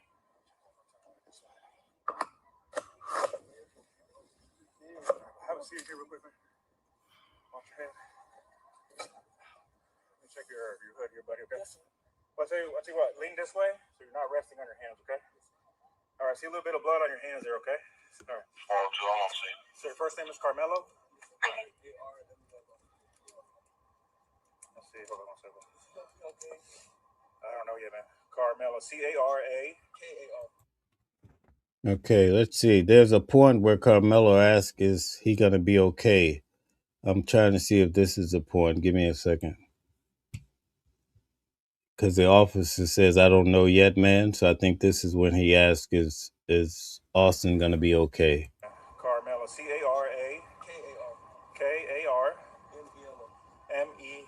Karmelo, what's your last name? A-N-T-H-O-N-Y. Where are you at? I'm 10th grade. You go to Emerson? Where do you go? Centennial. Okay. I'm in 12th grade. 12th grade? Okay. No, Centennial. All right, sit tight for me real quick, bud, all right? Let me run this guy real quick. I haven't talked to him at all. Okay, so there's other body cam footage, or at least footage inside of that car, because there's some other dialogue that I heard in court. So I'll just have to research that to find out more. So anyway, I hope this helped you guys to understand what we saw in court. Anyone that was in court should be able to substantiate basically what I'm saying. I'm going to go through some of the comments, and we're going to call it a night. It's been a long day, but I wanted to come on. It's not my typical show, but there's information. Oh my goodness, a lot of comments. Let's see. I saw the word stupid, so I know this is going to probably be one of those nights. Let's see. Okay. Let's see if Carmelo can argue, stand your ground. Couldn't the guy he killed also argue it? Okay. Let's come back on Sunday night at 7. I think we're going to have a show tomorrow night too, but definitely Sunday night, 7 Eastern Standard Time. I have Calvin Johnson on. He can answer that for you. D. Cran says Mello went into the tent and the white guy didn't like it. Mello was protecting himself. Damn people, please wake up. Exactly, he was protecting himself. You would too if somebody tried to pick you up, okay? All right. He illegally fought back. Okay, that's fair. But we leave that for. I'm just giving you the what was in court. Okay, Sean says it's going to be hard to get an appeal on ineffective counsel. He hired his attorney. Okay, thank you for that. Jay Davis says all the people with the umbrellas were pretending it was raining. Okay, they're in on it. It was actually raining. You can see the rain in the video. So if you go back and look at the video I played, you could actually see the rain. In fact, they moved the tent down too because, and also again, you have to factor, hey Jay, you have to factor in testimony, even though people distort the truth sometimes. For the most part, you get a good idea that it was drizzling from both sides, the prosecution and the defense. It was actually drizzling, raining hard, drizzling. And you could actually go back and look at the weather that day if you really want to. Just Google it. It's very clear. Okay, Gravedigger says no, Austin was the aggressor. Okay. All right. Bam says no weapons on school grounds. Bottom line. I get it. I get it. But I also understand the bigger picture. Miguel says, I mean, it's clear this was murder. Okay. All right. Jen says, thank you. Mel, the entire situation is heartbreaking. Okay. Remedy says he asked Mel right before he started spelling his name. Okay. Yeah, that's what I thought so. Okay. But it's been a long day. I know in the court records it's there. So I know it was at that point when he was spelling out his name or something like that. But anyway, thank you, Remedy. I will drop the link tonight since I'm already up and I'm not even sleepy. We might as well drop the link in case someone wants to come up. You can.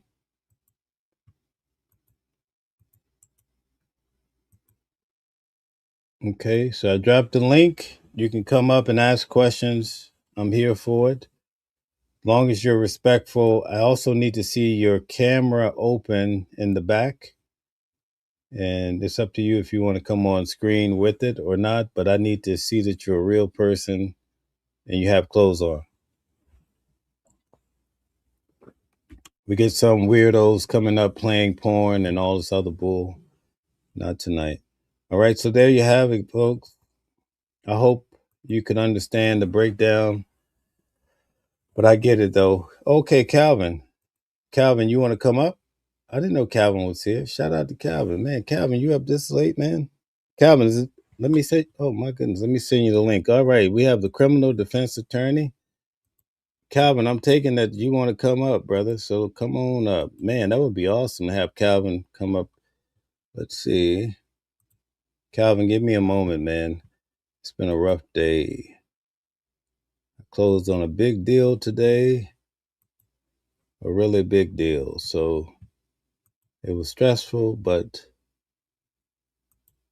very rewarding. All right, let's see. Calvin. Here we go.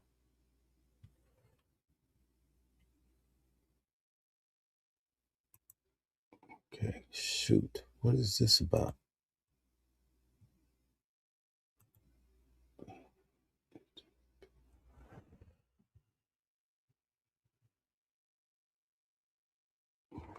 All right, Calvin, here we go. I'm sending you the link. Anybody else want to come up? You can come up and ask questions. All right, Calvin, you're all set to go. Come on up and talk about it because I'm done for that tonight. Oh, wow. Somebody gave a $20. Man, that made my day. Okay, thanks, Mel, for being honest, accurate, and non-biased about the Karmelo case. It's way too many black people lying about what didn't happen in this case, especially with yourself being at the trial. Excellent job. Okay, thank you. Calvin, come on in the building, man. Man, what's going on? I know that my background there looks crazy. It's late at night, man. I'm not as Nobody can. spiffy as I typically am, man, but it's late. I'm tired. It's been a long day. Been working all day. Busy attorney. Listen, everybody. Me and Mel have had conversations today. Excuse me. I have a crazy tennis shoe fetish, but me and Mel have been talking about this today, and our concerns were that once some of this stuff started to get released, that there were going to be some issues. And like I said, when you watch this video as a defense attorney, what I see, and I definitely see where Austin comes over really fast toward Karmelo, and you can tell Karmelo is kind of probably sitting down based on how he gets up and gets out the back of that tent. And you can definitely see based on their bills that Austin is definitely bigger than Karmelo. I think a great argument could have been made for a manslaughter as opposed to a murder.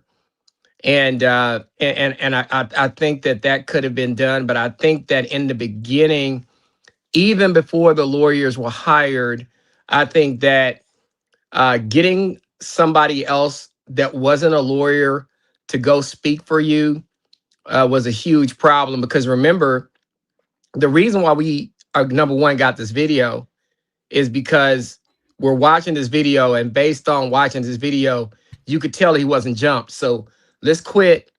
Let's quit. Cunning job here. Let's quit talking about that he was jumped. Okay, that didn't happen.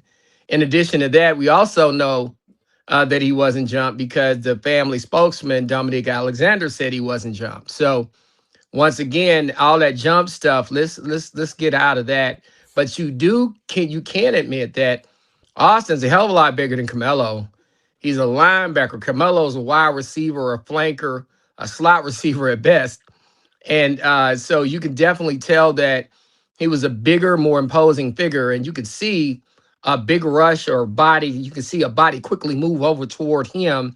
And then you can see Karmelo get out of there. I just think that there was a strong argument for, I think there was just a strong argument for more of a manslaughter than a murder. I don't think Karmelo went over to that tent with the intent to kill Austin. Even if you have words with somebody, I don't think he set out to kill Austin. I think I think in the moment he made a very, very bad decision to pull that knife out. And I think Austin made a bad decision to go over and try to tussle with him after they had those words. But with that being said, you can't kind of do that over a push, even over a tackle. But with that being said, I think that there would have been a good argument made that in terms of who put their hands on who first, you clearly see that Austin put his hands on Karmelo first. And I think that as an attorney, you could make the argument for Karmelo that, hey, the victim actually put his hands on the client first. This is more of a manslaughter because to me, I'm going to make the argument that there had to be an intervening action before my client used the weapon, the tool, or whatever they want to call it against the victim. And so I'm going to argue for a manslaughter as opposed to a murder. And even with a manslaughter, your maximum is 20. And so I just would have argued that. Now, I'm gonna tell y'all, I don't think that he was going to be able to get a full self-defense and walk up out of there. I think that some people who think that was going to happen, as an attorney, I just think that, you know, that's a hard sell. And sometimes with your clients, you have to be realistic with them. You know, Mel, sometimes you have to tell them, hey, man, Yeah. You got to be realistic in the situation. Let's try to get a lesser included, criminal negligent homicide, a manslaughter, because you want to minimize the amount of time that this kid is going to get because he's young. So if a kid gets 20 years and gets out in 10, he's only 27. If a kid gets 15, 7.5, he gets out, he's 25. So you don't want this to be something where he gets 35 and they make him do all of it because it's so high profile. And you know he's 50 when he gets out. You don't want that to happen. So you got to go in and try to sell it as something else. I also think it sends signals, right? When you go to a jury trial, even though that particular jury is going to say, well, maybe I haven't heard of the case. Well, you've heard something of the case to even be on a jury in Collin County, number one. And I think that when you go out and have that press conference and you go out and do some of the things, you raise all of this money and you do it so publicly, and then you get to trial and you sit there and you don't testify for whatever reason, and then you got all this stuff. You got all this stuff with the dad and the spokesman, and you got all this mess happening around the case because of Dominique and the dad and the people getting into it. I think those things are avoidable, right? They are avoidable. And they're avoidable because when you get your attorney, he's going to help you manage that kind of stuff. He's going to make sure that that kind of stuff doesn't happen. Because see, my whole deal is, as a lawyer, I want to worry about the case. If I'm working with you, and now I got to deal with you done got into it with the victim's family and whether they're wrong or right. We're not doing all that. That's not going to happen. I got to worry about this case. So all that outside stuff is not going to happen. So we need to hurry up, get to the case. We're not going to do all this other stuff. Mel, can Calvin give us a quick preview of what the appeal process is going to look like? The appeal process is basically file a notice of appeal. Now, the notice of appeal is to make sure that you let them know you got 10 days to file a notice of appeal. Not to file the actual appeal, but to file a notice. Typically, that happens on the day after you lose, or the day of you lose, or the day after you lose. You want to do that within 10 days, because if you don't do that, you lose your right to be able to appeal. Now, you're going to, after you file your notice of appeal, you're going to order a transcript. The stenographer is going to have to, and I'm sorry, y'all, I have to have a drink here. The stenographer is going to have to get that ready. It's going to take her a while. They're going to go through the transcript. Either you're going to do a pauper's affidavit, which means you can't afford an appeal lawyer. I think he did that, but I think maybe they hired somebody now. And that appeal lawyer is going to go through the transcript, and they're going to try to find areas of error where maybe in the jury process the judge made an error, or during the case where a objection was allowed, or some information was allowed to be able to be testimony in court and it shouldn't have been based on the rules of evidence, or one of the last lines of defense is ineffective assistance of counsel, or maybe you can even try to contest the actual verdict by saying, hey, there was proof of a manslaughter. It was a manslaughter as opposed to murder. Sometimes you can try to go there. That's not typically very successful. But I think a couple of areas I think they're going to be is that the jury selection process, where they got rid of the 3 African-American women.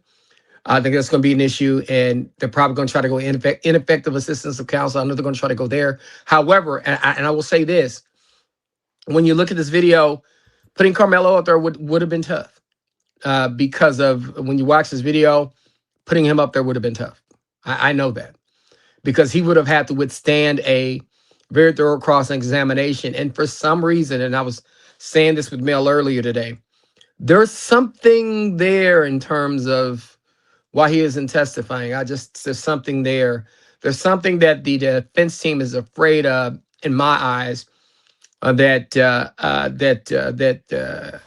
prosecution might be able to really hammer home on him if he ever takes a stand, even in his own defense. So that's what I would be concerned with when it comes to that. But that appeals process, that usually they give you a certain amount of days, 60, 90 days, whatever.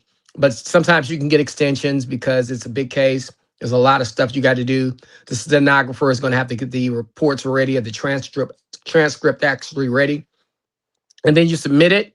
Now, everybody just thinks, well, this is the only case they're looking at. No, everybody who goes to a jury trial is appealing. Even cases from years ago are getting appealed the same as you're appealing your case now. So Karmelo has to get in line with everybody else.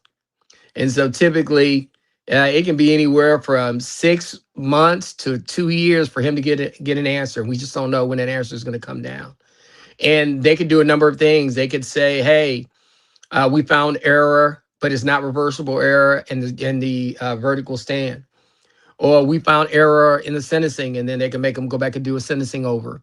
Or we found reversible error, and you can make them go back and do the whole case over. So those are the things that could happen.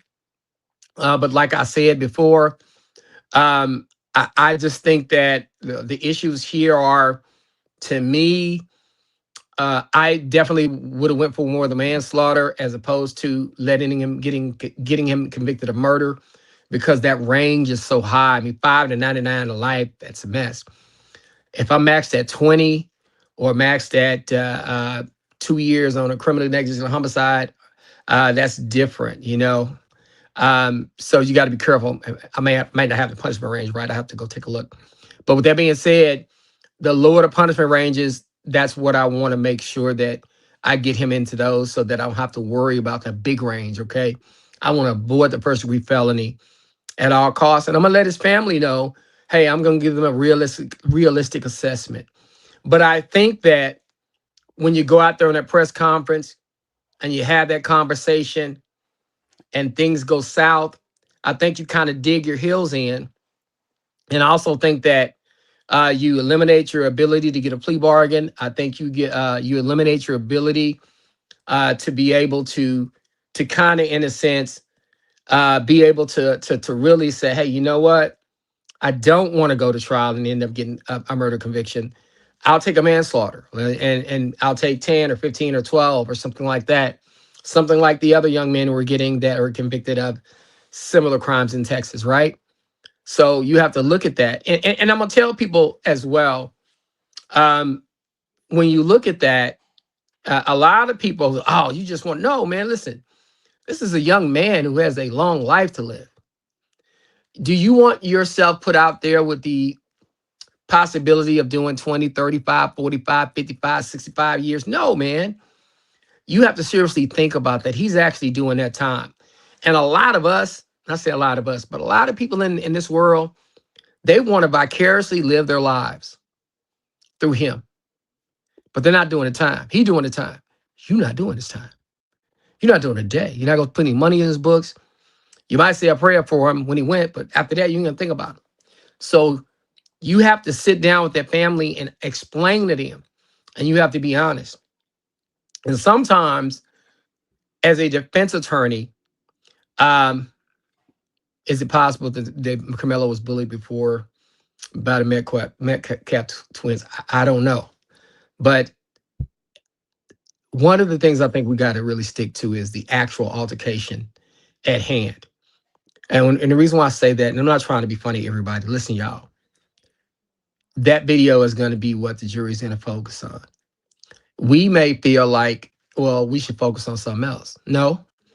When you get a jury in Collin County, that's what they're going to focus on. Whether you like that or not, whether we like that or not, I understand. Everyone gets off for killing us. Hey, I get that. And the problem is like everybody who, and me and Mel even thought about not even talking about this case as much, because everybody puts themselves in Karmelo's position, and they put these grand, why did they get away with it? Why do we have to do this? Why do I have to do this? And why are they always doing this? And why they always getting away with this? And why Karmelo Anthony's case is Karmelo Anthony's case. That young man's life is his life. Everybody can't put their expectations of justice on him. He has to seek justice in his case for himself, based on the decisions he made that day, based on what happened to him that day, and based on what he feels can move his life forward the best. A lot of us, because we live with this trauma of being in America and being mistreated, and we got Trump out here acting a fool toward us, and we got Kyle Rittenhouses of the world out here, and the George Zimmermans of the world out here. We got so much of that going on in our blood and our psyche and all that, that when we see something like this, we automatically jump to that. But is that fair to Karmelo Anthony? Is it? And I'm not trying to minimize what happened to Trayvon Martin, what happened to George Floyd. And I'm going to tell y'all something. Like, I've been blessed in this life, right? I interviewed Trayvon Martin's parents. So don't make me pull the receipts. Y'all didn't even know that. Y'all didn't even know that. I interviewed his parents at Essence Festival, like 2017. And I'm going to tell you, sitting with his father, his mother did most of the talking, but sitting with his father, black man to black man, I know there was a feeling there. And I can tell his father, there was some pain there. And there was some anger there. And we sat across from each other and we kind of nodded.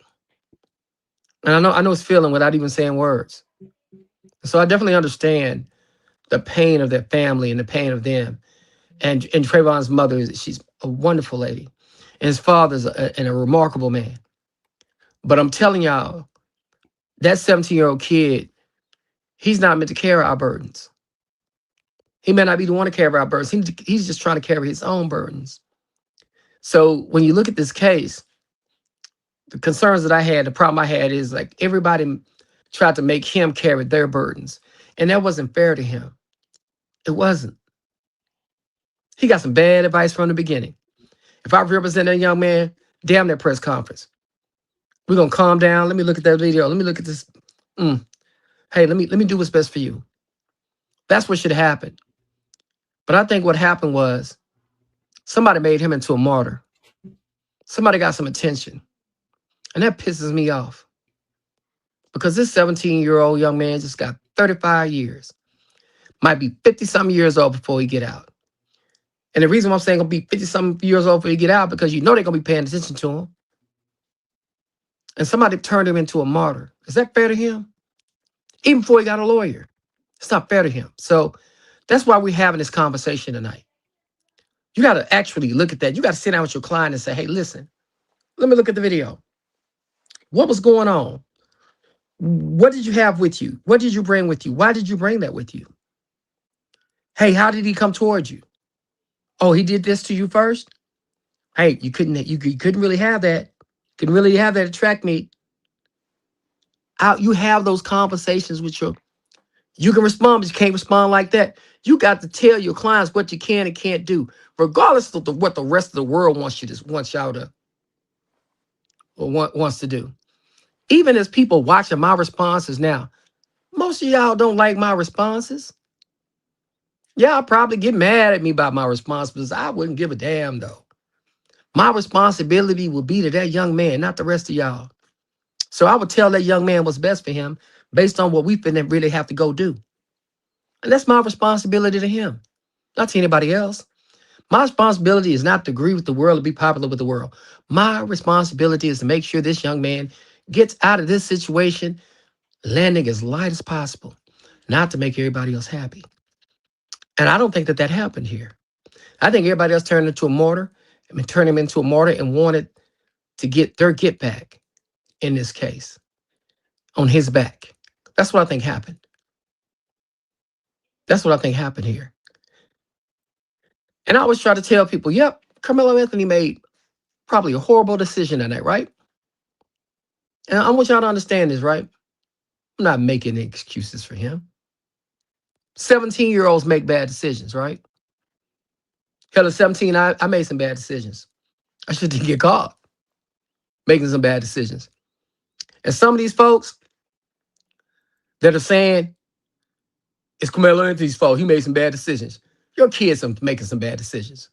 And some of your kids are making bad decisions and getting off for making these bad decisions because they got privilege. And some of our kids don't get that same privilege when they make their bad decisions. Yeah, he made some bad decisions. I'm not excusing his bad decisions. All I'm saying is sometimes our bad decisions are costing us a little bit more than certain folks' bad decisions. And that's the truth. I'm not making excuses for Karmelo Anthony. What he did was wrong. But at 17 years old, that's what 17-year-olds do, especially 17-year-old men. Oh, they're going to make mistakes. 17-year-old white men, 17-year-old black kids, 17-year-old Hispanic kids. There were a lot of bad decisions made that day by both parties. And Carmelo's mistake was the biggest. And oh, he paid. And Austin paid with his life. Carmelo's going to pay with a lot of jail time. With that being said, kids are going to make mistakes. Nobody's taking up for him or making any excuses for him. That's just what that is. I'm sorry, y'all. I went on my little rant. But I'm ready to answer some questions. Who got questions? Okay, so let's see. Hopefully we can just agree and teach our kids better. Yeah, we can teach our kids better. And yeah, he killed somebody, he got to pay for it. I definitely understand that. Nobody's saying, like me, I'm not saying that he got to walk out of there based on what happened. No, I'm not doing that.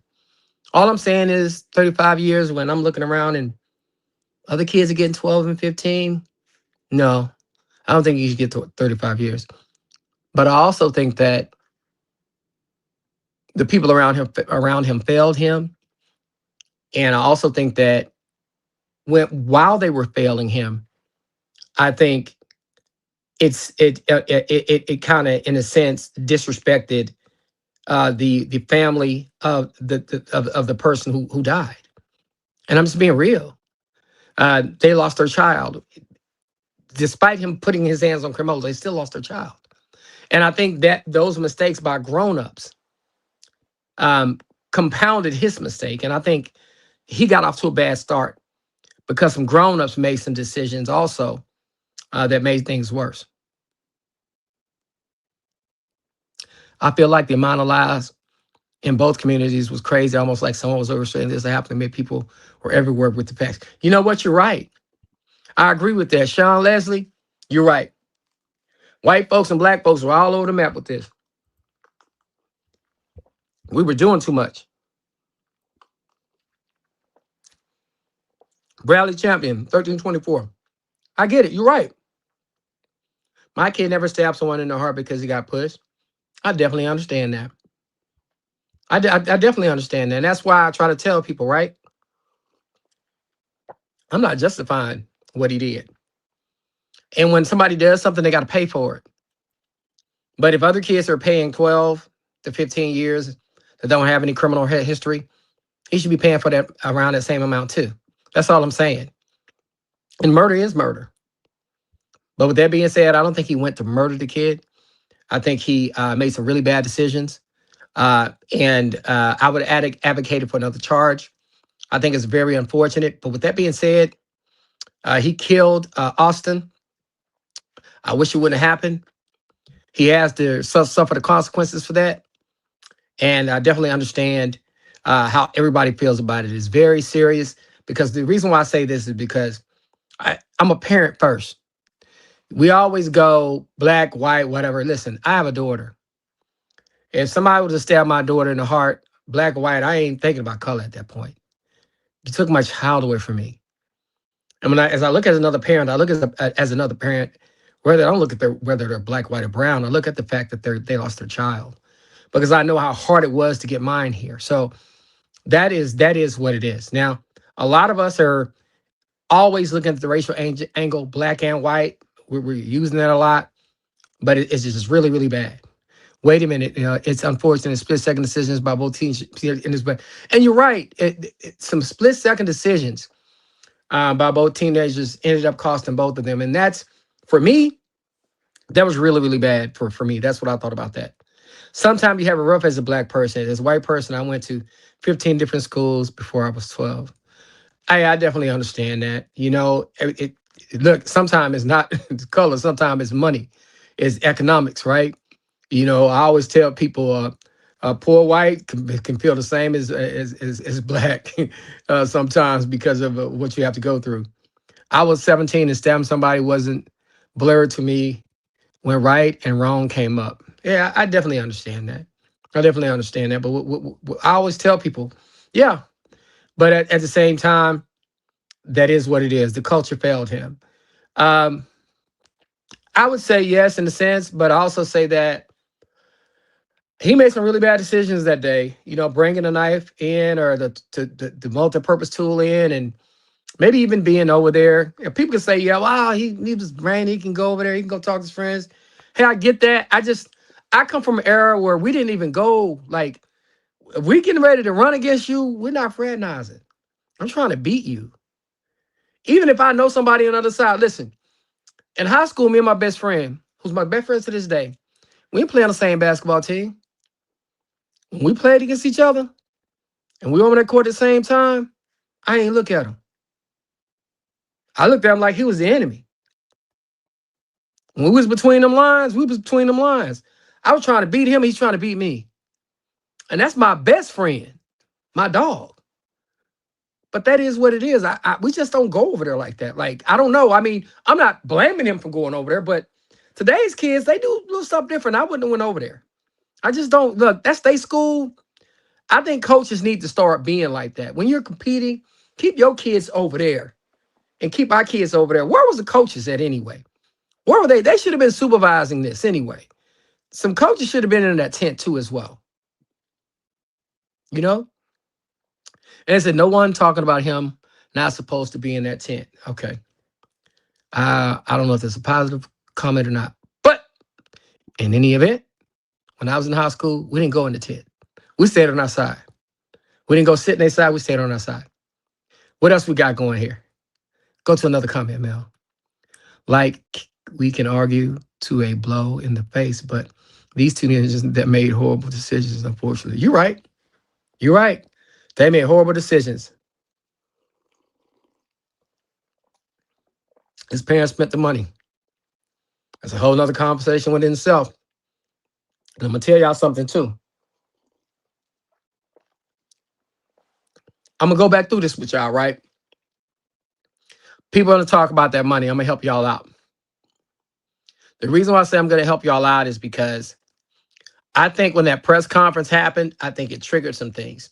Man, I did this breakdown, right, of what I thought, what happens when that press conference happens. And that's why you don't do the press conference. I think, and I'm going to go through this again. When you do a press conference, the whole world sees your son's face. They see your face, see mom's face. Dad was selling cars. Now everybody knows who you are. So guess what? Dad was selling 20, 30 cars a month. Now they know his face. Cars were getting to the financing department, getting ready to close, selling the deal. They realize who he is. They get the financing, deal fall apart. Dad went from selling 20, 30 cars a month to one car a month. Now he's fired. Now he don't have no way to make any money. Plus, everybody is kind of following him around. They know who he is. Start calling up the mom's job. Everybody know who mom is now. Now she can't get any work done. Now she's losing her job. Now, in the community that they're living in, everybody know who they are. So people kind of randomly walking up, knocking on the door. They're hearing stuff at night. It's dangerous. Now you got to move in a gated community because of what your son did, because he's home and there's so much attention on the case. That's why you don't do that press conference. Now you can't work. Now you got to live in a safe gated community. Now you need money. So now you're raising that money. Now that money's coming in, not only are you needing it to live, now you're getting used to it. So yeah, the money comes in. But once again, that's why in the beginning, you handle it differently. As a father and a mother, you won't have to show your face. But somebody handled that wrong in the beginning. And that is the so-called multi-purpose tool, isn't it, Mel? Yeah. Kayla, still waiting on proof he killed somebody. BS. Hey, if you can't understand that Karmelo said he did it, that he basically said he did it. I mean, that's what self-defense is. So when I tell people that's what self-defense is, self-defense is saying I did it, but I had a reason to justify it. That means you kill somebody. He said he killed him, so it's no doubt about that. Bullying has consequences. Yeah, it does. If somebody pushes you, hits you, you get to push them and hit them back. Consequences of bullying is not death. And let's be real, that's what we got to do about that. I mean, we got to talk about that. Why does it have to be white folks or black folks? And it shouldn't be. And it shouldn't be. And unfortunately, once again, when I said there has to be consequences for bullying, right, Mel? Do you see that comment? Yeah. It's not up to us to project how we feel about that on Karmelo for him to have to go through all of this stuff, right? For us, for him to be, for that to be on his back. Nah, that's how you feel. But it gets projected on him and he's a 17-year-old, and now he has to deal with everybody's comments and their projections and their expectations. And I don't think that that's right. You know what I'm saying? Yes.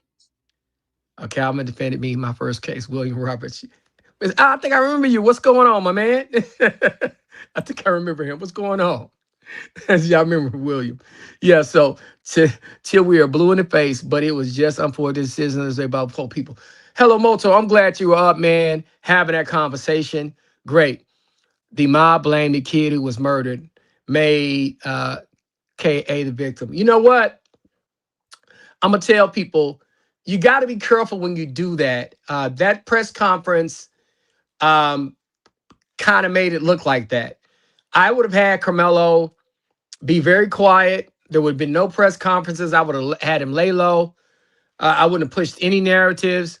I would have kept everything quiet. And I would have strictly did the case. I wouldn't have had any press conferences. So we were being based on what we're told to push and spark the stab. So maybe Melissa is crazy then, or the story is not adding up from the jump. You can clearly see it was some kind of push or football move or tackle, but there was some, and it was probably some hard push because that boy looked like he was moving fast. He was a big boy. Carmelo was small. So you could tell there was probably some heavy, harsh push or tackle or some football move. There was something that went pretty bad under that tent. So that is what it is. The fact the family showed no remorse is what got him entitled people play stupid games and get stupid prices. I think that you're saying it like that. So this is what I tell people. That's part of the reason why I'm not having any press conferences and I'm not having all this stuff happen out there. As the family, I would have been apologizing for what happened, or at worst, I would have been silent. I wouldn't have been making any comments. I wouldn't have been pushing in any narratives. And I think this thing took, in today's world where you can raise money with GoFundMe and Go Give Sins, I think that's a problem. And I think that's where the problem is. I don't think you should be doing that. I think it puts everything in a bad light. The whole system in Texas court is crooked. Look at the judge's background, and he quit today. Do y'all really want, Mayor, you want me to go ahead and answer that? Yeah. And as far as the judges quitting, no, he did not quit today. I'm a Texas attorney. I had court today out in Collin County, Texas. I actually had court in that court today. He was doing Veterans Court today. He is not quitting. I think from what I had heard anyway, earlier before he was assigned this Carmelo case, he was going to retire at the end of this year before the Carmelo case. So he's not going to retire until the end of the year. I'm a Texas attorney. You know, you can't really argue with me on that. I was at court today. Actually had 2 cases in that judge's court today that I had to go out there for. And he was actually doing Veterans Court today. So he hasn't quit. We got to be real careful about the rumors that we're putting out there. Like that rumor is a false one. The picture that said the judge, Austin's dad, and the DA, that picture's a false one because those people are not in the picture. The false rumor that the defense attorney and the Bill Werski picture, the defense attorney's in the picture, but Bill Werski's not in the picture. And see, those things are false. And please do not come on here to argue with me about those things. If you're not from Texas and you're not a Texas attorney and I don't know you, please do not try to come on here and argue with me on those things, because I'm a 24-year Texas practicing attorney who primarily the first 2 counties I went to practice law in was Collin County, Dallas County. So I know how all of these people look. I know their courtrooms. I know why they're doing what they're doing. So let's really be serious about this.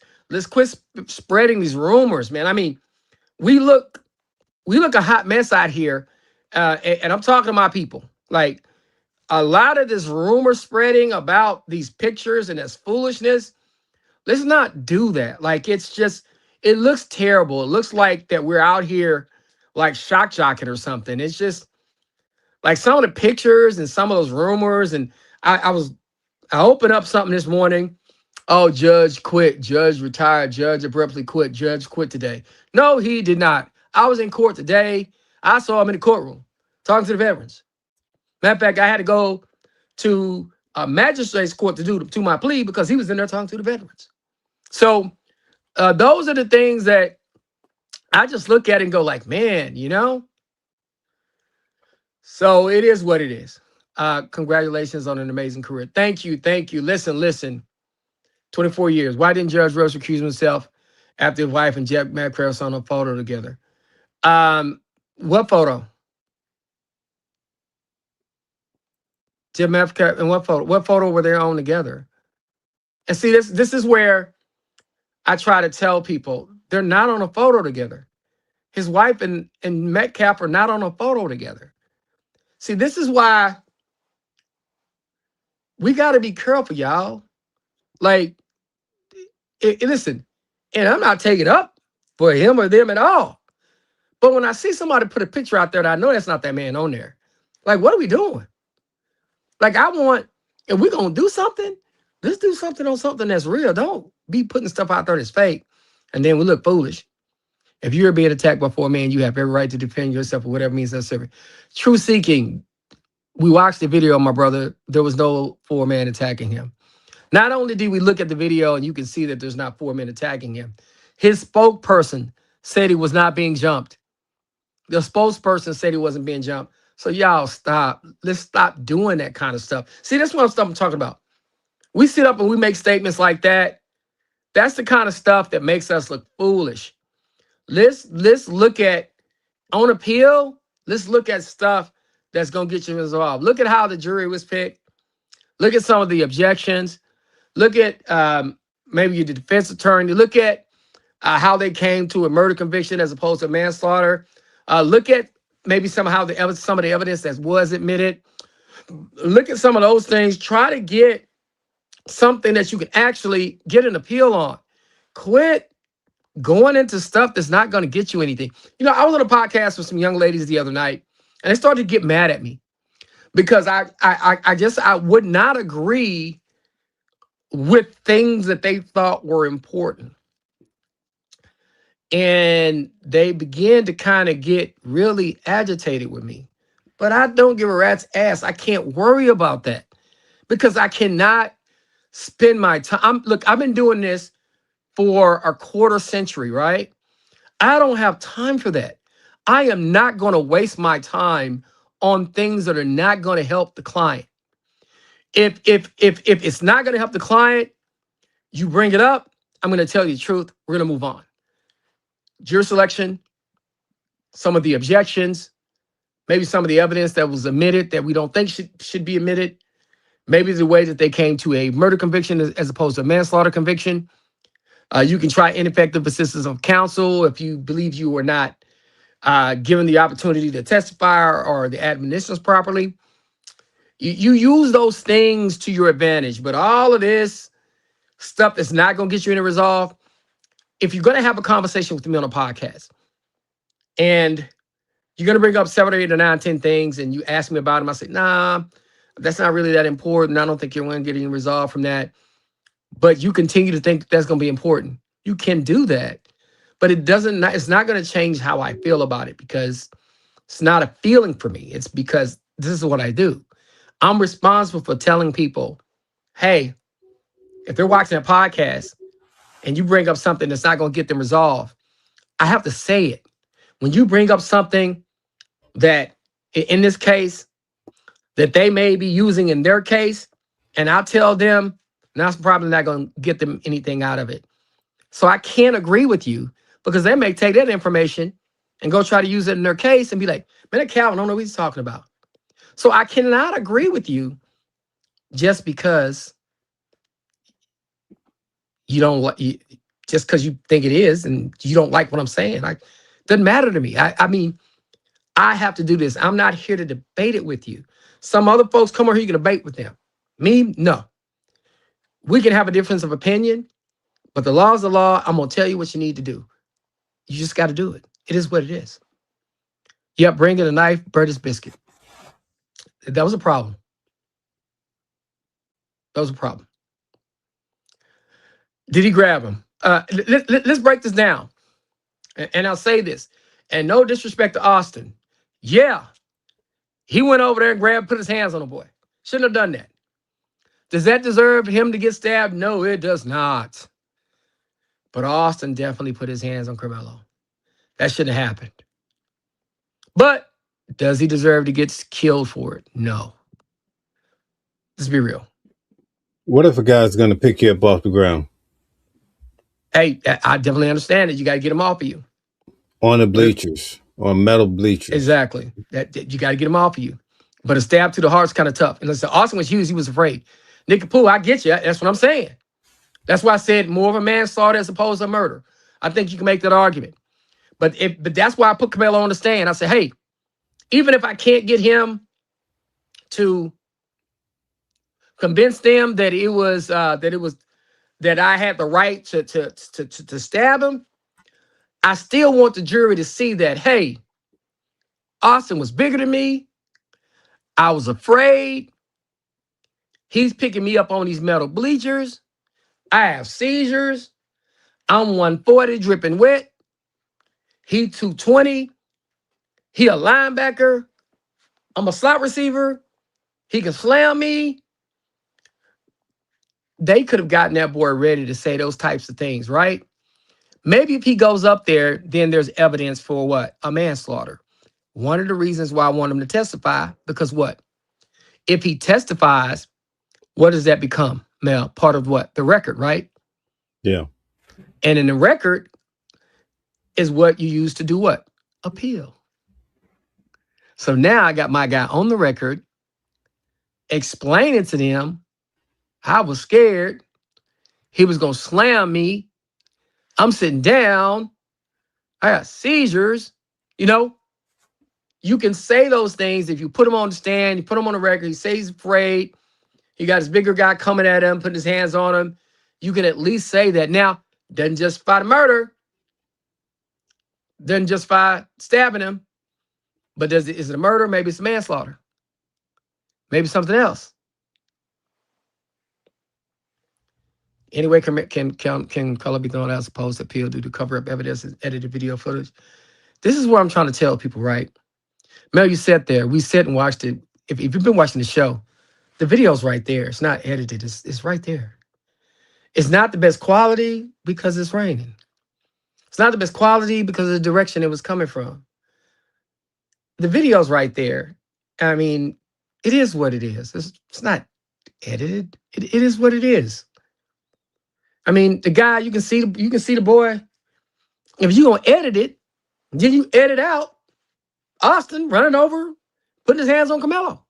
If you're gonna edit it, doesn't that make sense to you? Come on, y'all. I understand what everybody's saying, but the reason why they released this video because they probably tired of all that edited talk and all that foolishness that goes out on the internet. Listen, everybody. This is what happened. He's sitting over there. They probably having words. They literally going back and forth. Austin and everybody's probably trying to tell that boy to leave. And Austin decides he's going to do something about it and probably going to try to make him leave. They probably had words. And then you can definitely see Austin's bigger than Karmelo. And you can see Austin rush over toward Karmelo. Austin's bigger than Karmelo. And then that's probably where everything happened. But you can definitely tell Austin put his hands on the man first. Doesn't deserve to be stabbed. Doesn't deserve to die. But that definitely happened. So with that being said, he's bigger than him. I think that you put him on a stand, tell him you're afraid, tell him he's bigger than you. You tell him that you thought he was going to slam you. Try to get a manslaughter. That's what I would have done.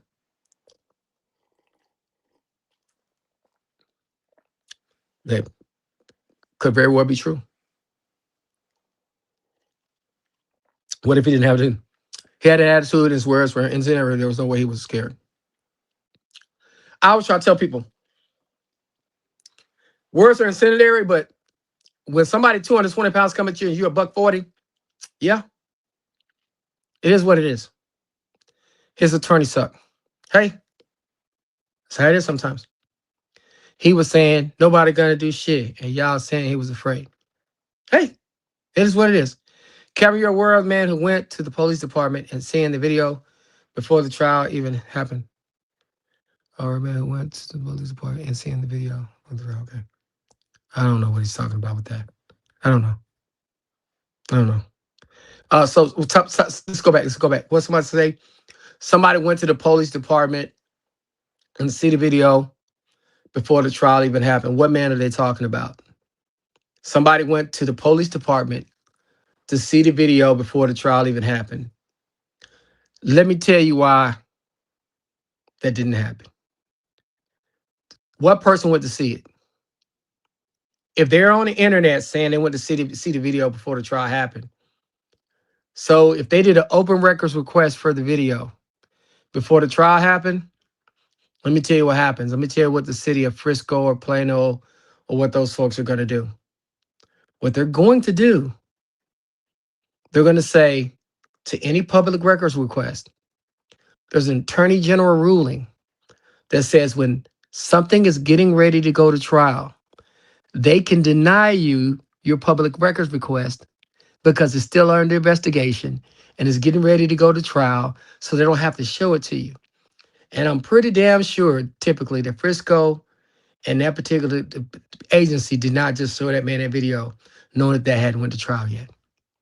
So if they showed it to him, come out and tell us when you went over there, to name the detective who showed it to you, tell us the date you went over there and saw it, and we'll just go verify. They got cameras in there. But saying you went to see it before the trial happened, you're talking to a real lawyer. I know how it works. So it is what it is. There were not metal bleachers. It was a tent. There could have been each other throwing their hands. Listen, I don't know, like, Marcus, are you from Dallas? I hope Marcus, you from Dallas? Okay, I'm gonna help you out.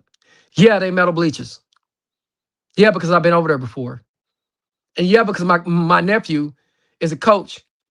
It has actually coached both of those kids when he was at either school. And yeah, that particular stadium is metal bleachers. They put the tent over the bleachers. Are you from Dallas? Have you ever been out there? Come on, y'all. And you can see it's metal bleachers out there. I mean, we just watched the video. The video is not clear of Karmelo entering the tent after the twins. I just watched a video showing Group walked right into the tent. And okay. Okay, here we go. What video you watched? I mean, show us what video you watched of a group walking in confronting Karmelo. And I'm gonna tell you that they didn't, because Dominique Alexander himself said that Karmelo didn't get jumped or confronted by our group. He said it himself. He's a spokesman. Y'all quit doing that. And that's what I try to tell y'all. We need to quit. And it's not an anti-Karmelo take. Let's quit playing games with this case. We just sat down and we did a watching video so that we can actually have a conversation about it.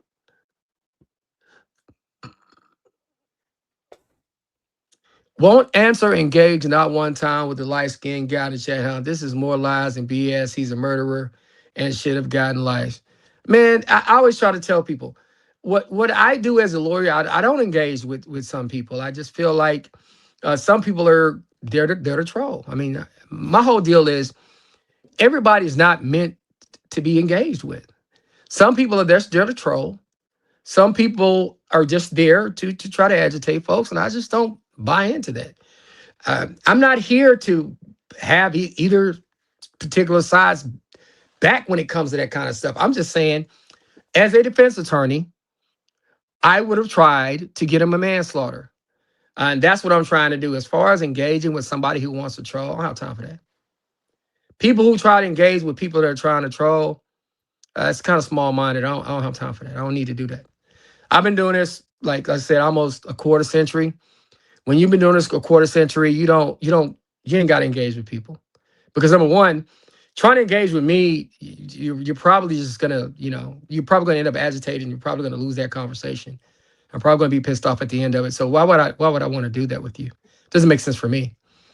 All Carmelo had to do was turn around and walk away, but he couldn't do that. I always try to tell people, if you look back, knowing that we know now, he probably would have wanted to, because this is a mess for him. Getting 35 years for this, that's a tough situation for that young man. So everyone else can be in fear for their life, but our black sons can't. No, he could have been in fear, and that's probably part of the reason why I was trying to tell people he should have came in. I would have had him testify. I'd have said, "Hey, man, we're gonna put you on the stand. I want you to tell them how you felt in the moment." And that's one of the reasons why I had him testify, because I felt like, hey, I want him on the record. But I also think that maybe there's something of why maybe he didn't testify. Maybe they felt like he couldn't handle the pressure of testifying, or maybe there was something there. He is completely right to defend himself. Thank you. He didn't deserve to be attacked. Hey, he can defend himself. You're right. But in Texas, they have the law of proportionality. Somebody tackles you, somebody hits you, somebody pushes you. You have to do a non-lethal response. You can't use a lethal response. A lethal response is a gun, knife, billy club, sharp objects. You can't use something that can be lethal. And that's just what the law is. You might not like what I'm saying, but you can't respond that way. That's just the truth. It's not self-defense. He never tried to walk away. You don't have to walk away. In Texas, you ain't got to walk away. Somebody pushes you, you can push him. Somebody pushes you, you can hit him in the jaw and knock him down with your hands. Somebody pushes you, you can't stab him. But you ain't got to walk away.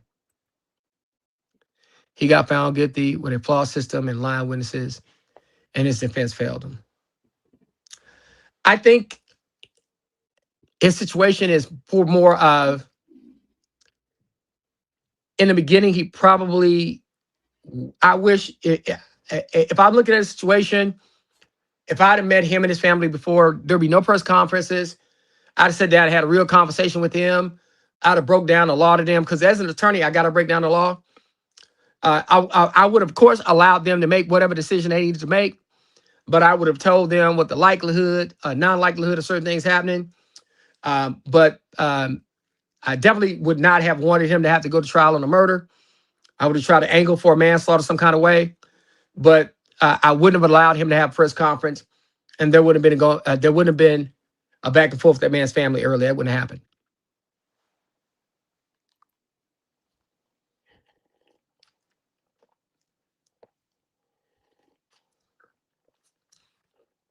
$162. I'll tell you why they list the playing way higher. In high school, all the 5'10" point guards are 6 feet tall. I'm 5'10", 5'11". I was always listed as a 6 feet point guard, because that's for recruiting purposes. So all of the 135, 145 pound slot receivers are 162. So they always do that. They're going to make you a little heavier, and for basketball players, they're going to make you a little taller. Everyone knows Carmelo's guilty, and all racist fools are defending him. I always tell people, maybe he's guilty of something. Maybe that's not murder. Something. Maybe that's not murder. Maybe it's not getting 35 years. I think 35 years is a little harsh. When I've seen people, like in Waco, some of the situations get 10, 15, 12. So you just validated the appeal approval. I try to tell people, listen, there are opportunities for him to get an appeal, but you have to be realistic.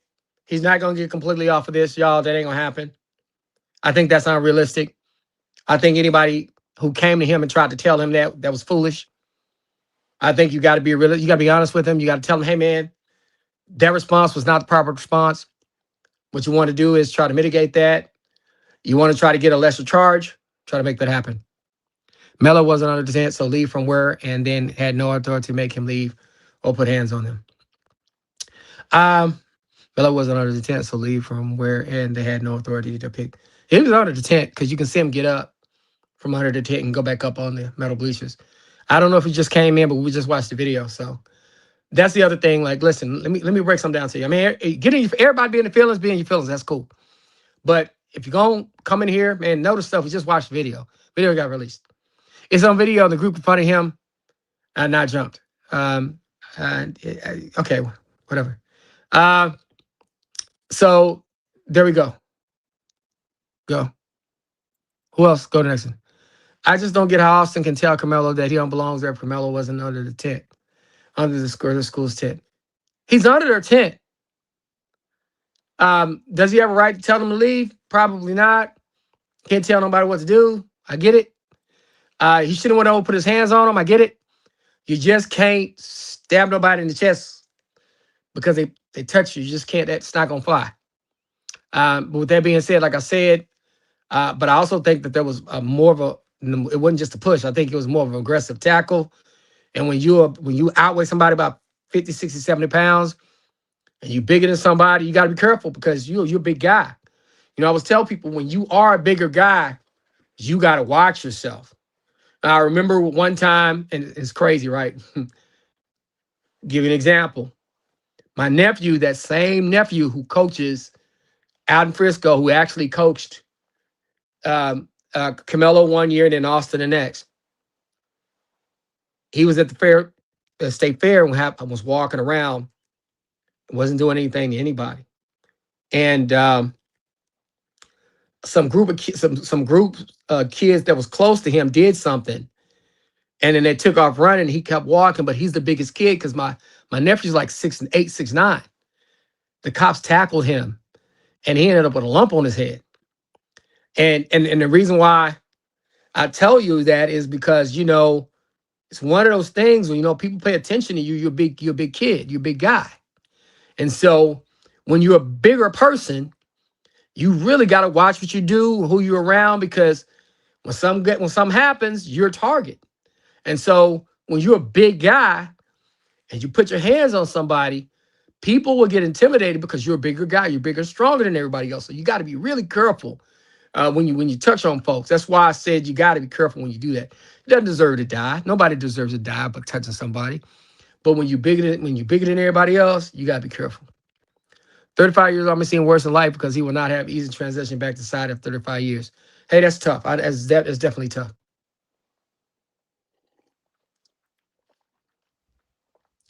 The different boundary channels that I've watched is interesting. Same video, different perspectives. I try not to have that kind of stuff. I'm just speaking as a defense attorney. I'll tell you that as I come on. People know what I do. I just have a real talk about it. A lot of people come on with this racial stuff, like the other guy telling me, well, you won't debate the light-skinned guy. Nah, I don't have time to debate you. I do this for a living. If I debated you, you're probably going to end up upset with me at the end of it because you're probably not going to win that. Calvin and Mel, just wanted to say I'm sorry y'all have to read so many ugly comments. Thank you. You know what? I'm going to tell you something. Me and Mel been doing this for a long time. We see a lot of ugly comments. That's just what the world is. We're here to provide y'all with opportunities to listen, to learn. And we know that's kind of what the world is. I mean, everybody's going to have their slant on it. Everybody wants to bring their personal experiences to this situation. You know, I have been subject to discrimination. I know Mel has before in his life. I've seen other people be subject to discrimination, but I have to be real careful about how that affects me. But I'm also aware that everything isn't racism. A lot of stuff is racism, though, but everything isn't racism. But what I try to tell people, man, you got to be a human being first, and you have to have empathy for even people who you don't like. And as a human being, I don't do what I do, and I don't have empathy based on you having empathy for me. I have empathy based on the kind of person I am. I don't do anything based on what somebody else does, because I am who I am based on who I am. The four in the video kept walking past the tent friends. It was a one-on-one disagreement that ended horribly. Calvin facts, hindsight is 2020. I don't know what you're talking about. I'm not saying that, only for me, I'm not saying that it was somebody jumping him. I'm basically saying that Austin went over and probably either tackled or pushed him violently. That's what it seemed like he probably did. And then That's probably what led to Karmelo reacting, and he definitely reacted wrong because you can't stab nobody. But there's no hindsight 2020. I'm calling it what it is. I don't think nobody jumped him. I just think that he's a smaller kid, a $140. The other kid's about 220. The other kid got up, went over there. He bigger than him and went over there and probably rushed him. And then things went bad. You really think that his intent was to kill a man? I don't think that his intent was to kill the young man. I think he probably was going to just get him off of him. But with that being said, when you bring a knife and you stab somebody, man, hey, there still is the argument that he could have been meaning to do that for some people, because some people will say, well, you don't bring a tool or a knife and stab him in the chest if you're not trying to kill somebody. That if people gonna make that argument, if you want to, that's fine. So wait till you're permanently injured or close to death to defend yourself. Nope, Gravedigger's not saying that. What I'm telling you is, Gravediggers, if somebody pushes you and you stab him in the heart, your ass going to jail. If you have a good excuse for doing it. That's that. You hire me, you hire anybody else, your ass going to jail. You better have a good excuse for doing it. And if you're gonna do it, testify.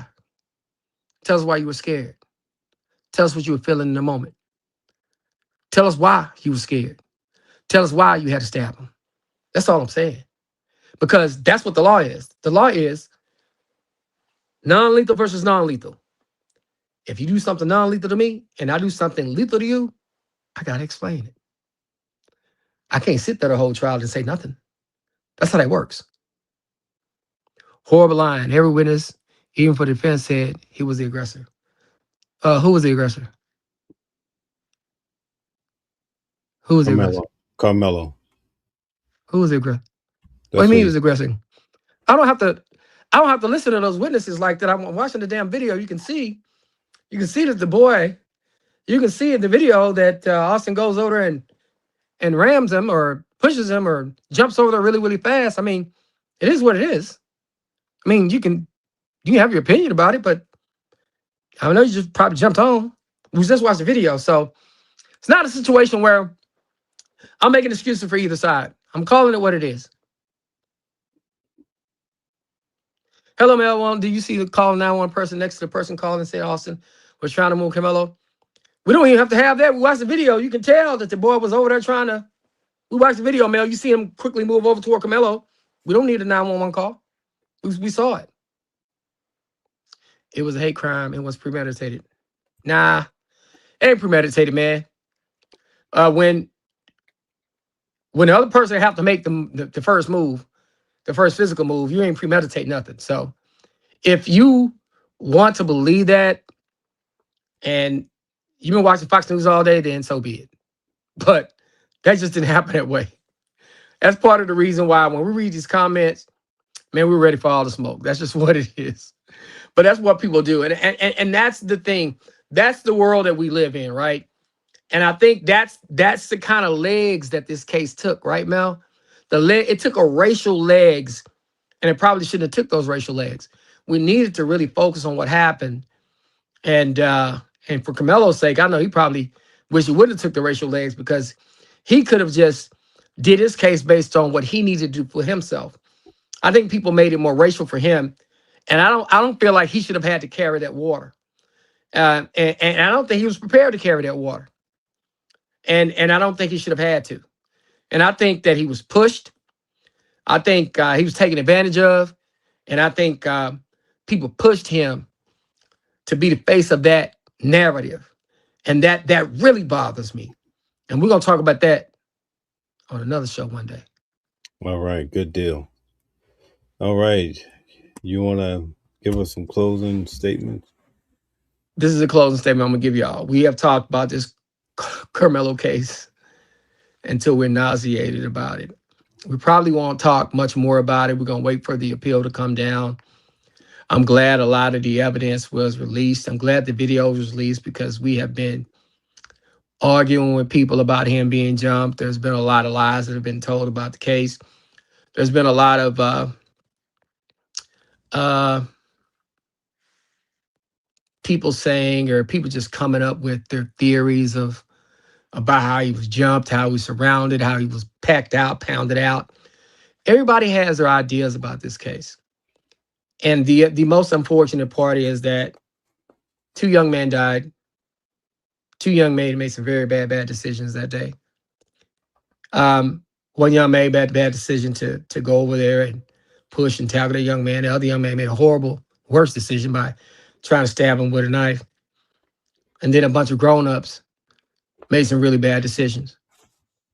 And I say grown-ups made some bad decisions when you have press conferences and put that young man's life out there like that. And now the family feels disrespected because he's having a press conference and you got a bunch of grown folks arguing with each other.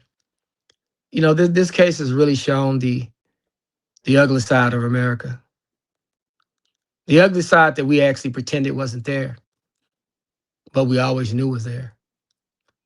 And what happened was, it's just like pulling a Band-Aid off the scab. Well, actually, it wasn't even a Band-Aid on the scab. Somebody just touched the scab and it opened again. And that's the world that we live in right now. We used to act like that we didn't have a racial problem anymore because we elected a black president and we got black folks in certain positions and Hispanic folks were getting in certain positions and we all lived in some of these nice mixed neighborhoods and went to these nice mixed schools, but there was always something bubbling under. And in this case, actually made this stuff come bubbling to the top. But I challenge each of you to go back to the basics. A kid died. Another kid is doing 35 years.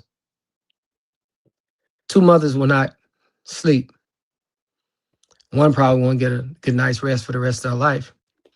The other was just waiting by the phone and hope that something hadn't happened to her son and that TTC won't call and say something's happened to him. So I want y'all to think about that. Was removing him from a tent was a push and a stab to the heart with all of this? Yeah, a lot of people gonna say, yeah, it was. They this and they that, they this and that. But you're at home with your family tonight. You're gonna get off this iPad and go to sleep in your nice warm bed and wake up in the morning and have some breakfast and sausage and eggs and bacon. And one kid is going on to be eternal and the other one is gonna wake up in TDC. But you think it's worth it. Think about that for a minute. Signing off. Mel and Calvin. We'll see y'all again. Next case. We keep it moving. We watching the world. We watching the world. We watching y'all. All right. Let's go.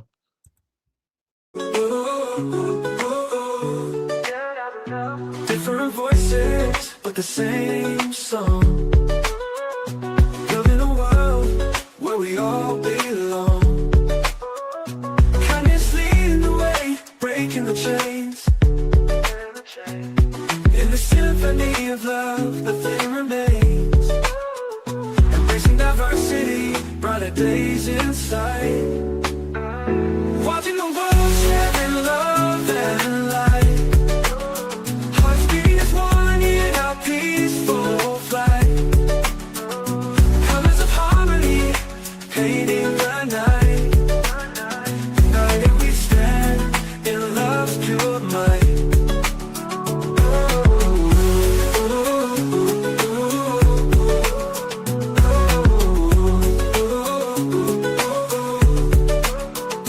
Watching the world sharing love and light. Hearts beating as one in our peaceful flight. The colors of harmony, painting the night. United we stand in love's pure might.